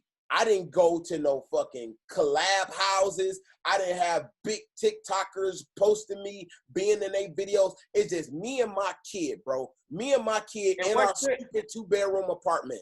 What tricks did you use other than, was it just the comedy? Was it hashtags that you put on there that help you think increase traction to your page? Or do you think it was just the fact that you did 4 and it was funny? So everyone puts hashtag FYP, hashtag For You page. Everybody does that. But even if you don't do that, your shit could still be on the For You page. I think it was because when we first started off, we was just like dancing. And then I turned the dancing to like having a punchline after the dance so I can be different than just a regular dance. And then that turned into doing the joke. And then that turned into just doing like regular life shit with Tim. And when that started to happen, when I started doing the regular life shit with Tim, the numbers start to move exponentially faster, you know. And so then I didn't have to do 4 a day anymore because I got to a place where if I did 1, that 1 could sustain me the whole day. So I only had to do 1 a day. And so the comedy is what pushed it. And the fact that people, for one, that already knew me from Vine, I feel like my son, he doesn't grow fast like me. He puts out as much content as I do, but for one, his content is like geared towards what he thinks is funny and a certain niche audience that my shit is like available to everybody. His shit is like niche audience shit. So he's not going to get followers as fast as me because when they go to his page, they got to like the shit to be able to want to follow him. But we were doing this shit consistently. You know what I mean? And I think the fact that they knew me from before, and also I got a whole new audience. I got a whole new legions of kids. And that was what was so dope about Vine, because if you get these kids, do you know I got on an airplane, fine ass girl, I'm sitting next to her, she's like, you look so familiar. She realized who I am. She's like, I used to watch you in middle school. I'm like, nigga, goddamn. I'm about to try to holler at your ass and you talking about some, you used to watch me in middle school? So you got to realize that those were kids that grew up to be adults that liked me and supported me then. I'm still getting older. But then now I have a whole new list of kids, 8 to fucking 18-year-olds that are going to be kids, that are going to turn to teenagers, that are going to turn to adults that have been following me that whole time. So even though I'm getting older, my audience is so young that it's going to keep me relevant for so long. So TikTok is essential for an entertainer because you need to get this whole new legions of young people, older people, our age, 30s, nigga, they don't got time to be sharing your shit. They might look and keep scrolling. They're not about to share your shit. They're not about to go tell all their friends about it. They got fucking shit to do. But kids, all they want to do is spread your shit. So one, I mean, I am on TikTok, but we just post like my video clips and stuff like that. It's not that I'm doing any like real like videos, but I'm gonna look into that. However, always being late, bro. You saw what happened with Vine and being late. You should learn from that mistake and say, all right, nigga, I ain't going nowhere and it's helpful. Let me jump on this shit. I agree with you. I'm not even, there's no debate. I mean, I agree with you. That's even why I even have an account. So there's no debate. I mean, you're right. And I'm gonna get on it. So the thing with that is, how do you implement your music into your TikToks? Because that's what I've been told is one of the keys to music right now. And so you sitting on 1 million followers. So then how are you working on implementing your music into challenges or dances or something that's going to be able to get your music heard? So here's what I have not capitalized on. The fact that I have not been currently making music, like new stuff, is one. Two, the fact that I don't make music that galvanizes kids. Like my music is like story and concepts and real stuff. Right. It doesn't really fit in the TikTok format to dance to because I don't make dance music. You know what I'm saying? And so I have not been able to, put my music in a position where it could have a trend to blow up. Now, it stands to reason you would want to do that, right? Like if you're a creator and you know that TikTok is a format that can blow up a song, King Sam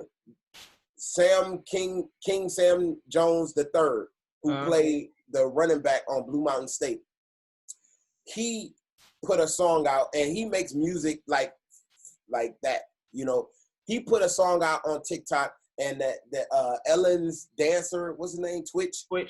Yeah, he did a dance to his song. Bruh, his song fucking went bananas. Sam not even really on TikTok like that, but he had the whole world bounce, shake, twerk, and this is how you do the drip, bounce. I don't know if you ever heard that, but that shit blew up so huge, dude, on TikTok. And he's not even somebody that's on TikTok like that. He was just reposting all that shit to Instagram. And I'm like, damn, I wonder how much money he got from streaming just because of that song being a trend on TikTok. So I do think it's a smart thing. I just don't make the type of music that works on the platform. Well, you just gave me all that advice, and I'm going to give you this one. You better make your goddamn Tootsie slide, whatever that is in you, whatever that is. Well, you heard what you said. When I tried to fucking do that, you was like, I didn't listen to the album. I'm going to be honest. No. I'm going to tell you, the difference was you was making Tim's music. I said, whatever your Tootsie slide is. That's the difference. That's the key. How do I do that if I don't do that? The point that you have to, what gets you dancing. You know what rhythms and beats have you bobbing your head. So whatever you feel. So your joint album with Tim shit is like you let Tim choose the beats and you see what I'm saying? You was crafting it around what you felt like his audience and the younger people would like. Right. What I'm saying is you have to find a way to whatever Michael Jackson songs, what songs got you fucking dancing. You see what I'm saying? So you got to really think of what music do I like that have me bobbing, have me dancing, that I could create for TikTok. You know what I'm saying? Something that I'm gonna like and something I know people go like and wanna fucking actually dance to. Because I agree, on my chapter 2 mixtape project, none of my songs are really like dance type songs. So I completely understand what you're saying. But for my chapter 3 project that I already started recording, And you ain't heard that yet. And I mean, that's better than the shit that I've done. My chapter 3 stuff just so happened there's a ton of fucking dance type songs. That you did intentionally? No, it's just that's what came out of me. You know, because I'm still from Florida at the end of the day. So you heard that on the chapter 1. You know, like I had songs like Swag on them and doing shit. You can hear like the Florida type bouncy vibe. Chapter 2 just so happened don't really have that nothing like Swag on a beat, bruh. yeah. yeah, that's a big beat. God, I love that. But the chapter 3 just so happened I got a few songs on that project that I'm working on. It do fit TikTok, but it came out of me organically and naturally. But it goes to the same thing. Like when you hearing these beats, you know, and you thinking of your hooks, you know what I'm saying? Like you just think of like what hook, you know, that's gonna have people like bouncing their head, you know. Can I challenge that? Just because I'm listening to you and I'm trying to apply that at least in my thinking, and I'm like, if you don't make dance music, how do you then make dance music? It's like, not. It's not. Even know? I don't think it's dance music. It's just because you do some of your songs are bouncy. You know, what was the one you did with Dustin with all the animation? I think your body got bigger or smaller. Oh, the Nice Guy. Nice Guy. My son and my head on the Nice Guy song. So what I'm saying is that's a fun song. Yeah. See, you're at the end of the day, you're a fun person. Yeah. You've had a lot of shit happen to you in your past, you know, so you have that to go to also, but you also have a whole Vine TikTok energy. You see what I'm saying? I know you come from the 80s and 90s when it comes to that type of hip hop, which is great. And your music is still relevant today. But what I'm saying is inside of you, it is so much love and it is so much light and fun. I guarantee you, if you hear the right beat, the same way you did with Mr. Nice Guy, you can find something. You see what I'm saying? But I mean, it'll come. I mean, if it come organically, it come organically. I ain't saying like really like pound your head to do nothing like that. But you know, just I feel like sometimes you just have to. Sometimes somebody might say something to kind of open up another perspective or another eye. You know what I'm saying? That's why I'm listening so intently, is because, you know, Mike sent me a beat, and my first thought was, okay, I haven't rapped in so long. I'm a little intimidated. I always get intimidated when I take time off and then I got to start again. I get intimidated because I'm like, shit, how do I not be old? How do I not fucking rap like the same way that I've been rapping? Like, that's what my brain, like, I get in my head about that. He sent me a beat, and I just thought the first thing that I need to say is I need to talk about the climate. I need to talk about the world and what's happening. And I'm not really a big social, political type person. Like, a lot of my music is not that, because I just, you know, that's not something that I can elocute as well. You know what I mean? And because of that, I don't want to sound stupid. Yeah. Think you could bind them? No, I'm a wordsmith. Oh, that's a word. Okay, well, I don't know that word. Don't ever come. Look it up, Sid. Look up elocute and spell it, bitch. Elocution. I'm a Shakespearean trained actor, bro. Don't you ever. Oh, we know you Shakespearean trained. Trust me, bro. I'm precipitous with this. All right, look, but so you made me it up. Elocution. Wait a minute. Oh, is a formal statement made to the court by the defendant who has. I can't read, nigga. Go.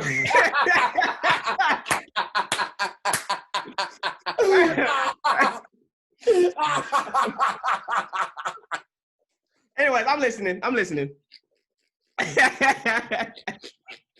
Motherfucker. He said, I can't read, nigga. I don't know why. I just it's a word because I see it here, but nigga, I'm not. Motherfucker. You so dumb. All right. You made me forget what the fuck. Oh, so I like to speak from the heart, man. And so I got to figure out a way to talk about what is going on in a way that is not only emboldened to everyone else that's listening, but it comes from a place that is real to me. But because have so much fear of that, now you have me stuck in inertia. So I do nothing. You know what I mean? And you can't let fear hold you back. Well, no, I mean that's true, but that's what I was saying. Like when you were talking to me about this type of music. Mm-hmm.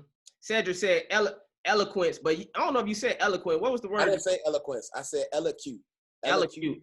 Yeah, eloquent. It's like to wax eloquently.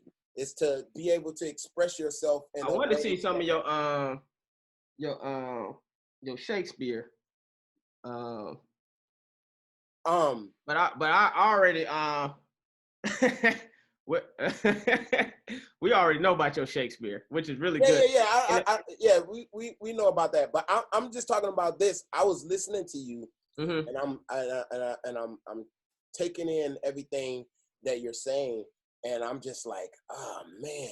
I'm thinking about it. I'm reflecting on it as you talking to me, and I'm just thinking like, fuck. All right, I had this beat. I know I need to talk about like the world, but damn, he's right. I also need to do that, but where the fuck do I get even music or beats like to do that? So I was trying to process what you're saying because I get it and I agree with it, but getting in and agreeing with it and actually applying it, you know, in application is two different things. Oh, no, I agree. I mean, that's even me with the type of TikTok that I need to be doing. That's the only reason why I said it. We both on TikTok, but we're on two different sides of the fence. Yeah. But we both need to do what each other are saying, really. Yeah, right. I mean, because you want your music to be heard, and we all know right. TikTok is the vehicle to fucking get it to the masses right now. Exactly. And then so the video I came out with today, I post that video on TikTok, nigga, they don't get nowhere near the views that I get on. It's like I post that and it's basically like, nigga, I just turned on TikTok, nigga, and just stared at my cereal. Right. Like oh, here we go. Oh, shit. Now is the winter of our discontent made glorious summer by the son of York. That nigga hard, cuz. Okay, you're a beast. Hard, but you know what's so funny? I laughed so you didn't mean for me to laugh. When I first saw that interview, I laughed my ass off because it wasn't because it wasn't good. I laughed my ass off because you was there to promote a hip hop project. You talk about being a hardcore rapper, and then you go into a Shakespearean monologue. The juxtaposition between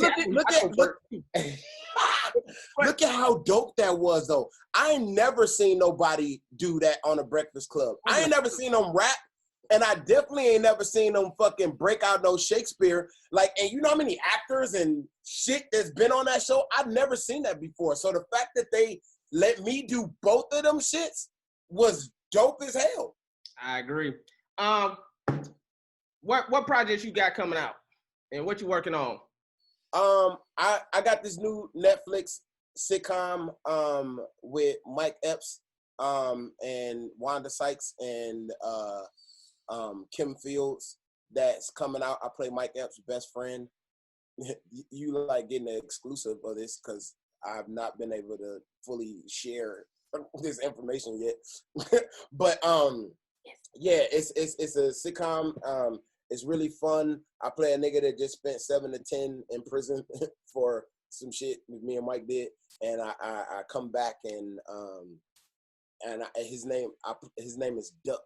I always have these interesting ass names of fucking people that I get to play. U-Turn, Radon, Moto, Duck. Hey man, y'all look him up, man. He been on Weeds, Blue Mountain State, Meg the movie, box office hit. And what's your you already said your TikTok, Vine, Paige Kennedy. Yeah, and the Apple Music, Spotify, all that shit is Paige Kennedy as well. So you can hear the music on there. And I just put out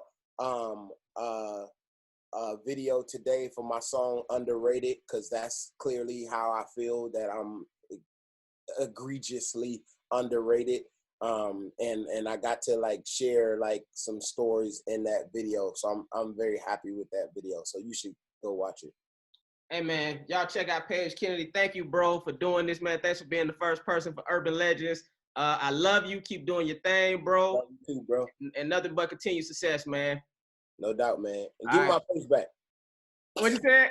I said, give me my face back. We do have similar faces. I'm not even gonna lie. I kind of was looking at that a couple times. I said, nigga, we kind of look. We played cousins on Rush Hour, so I mean, it makes sense.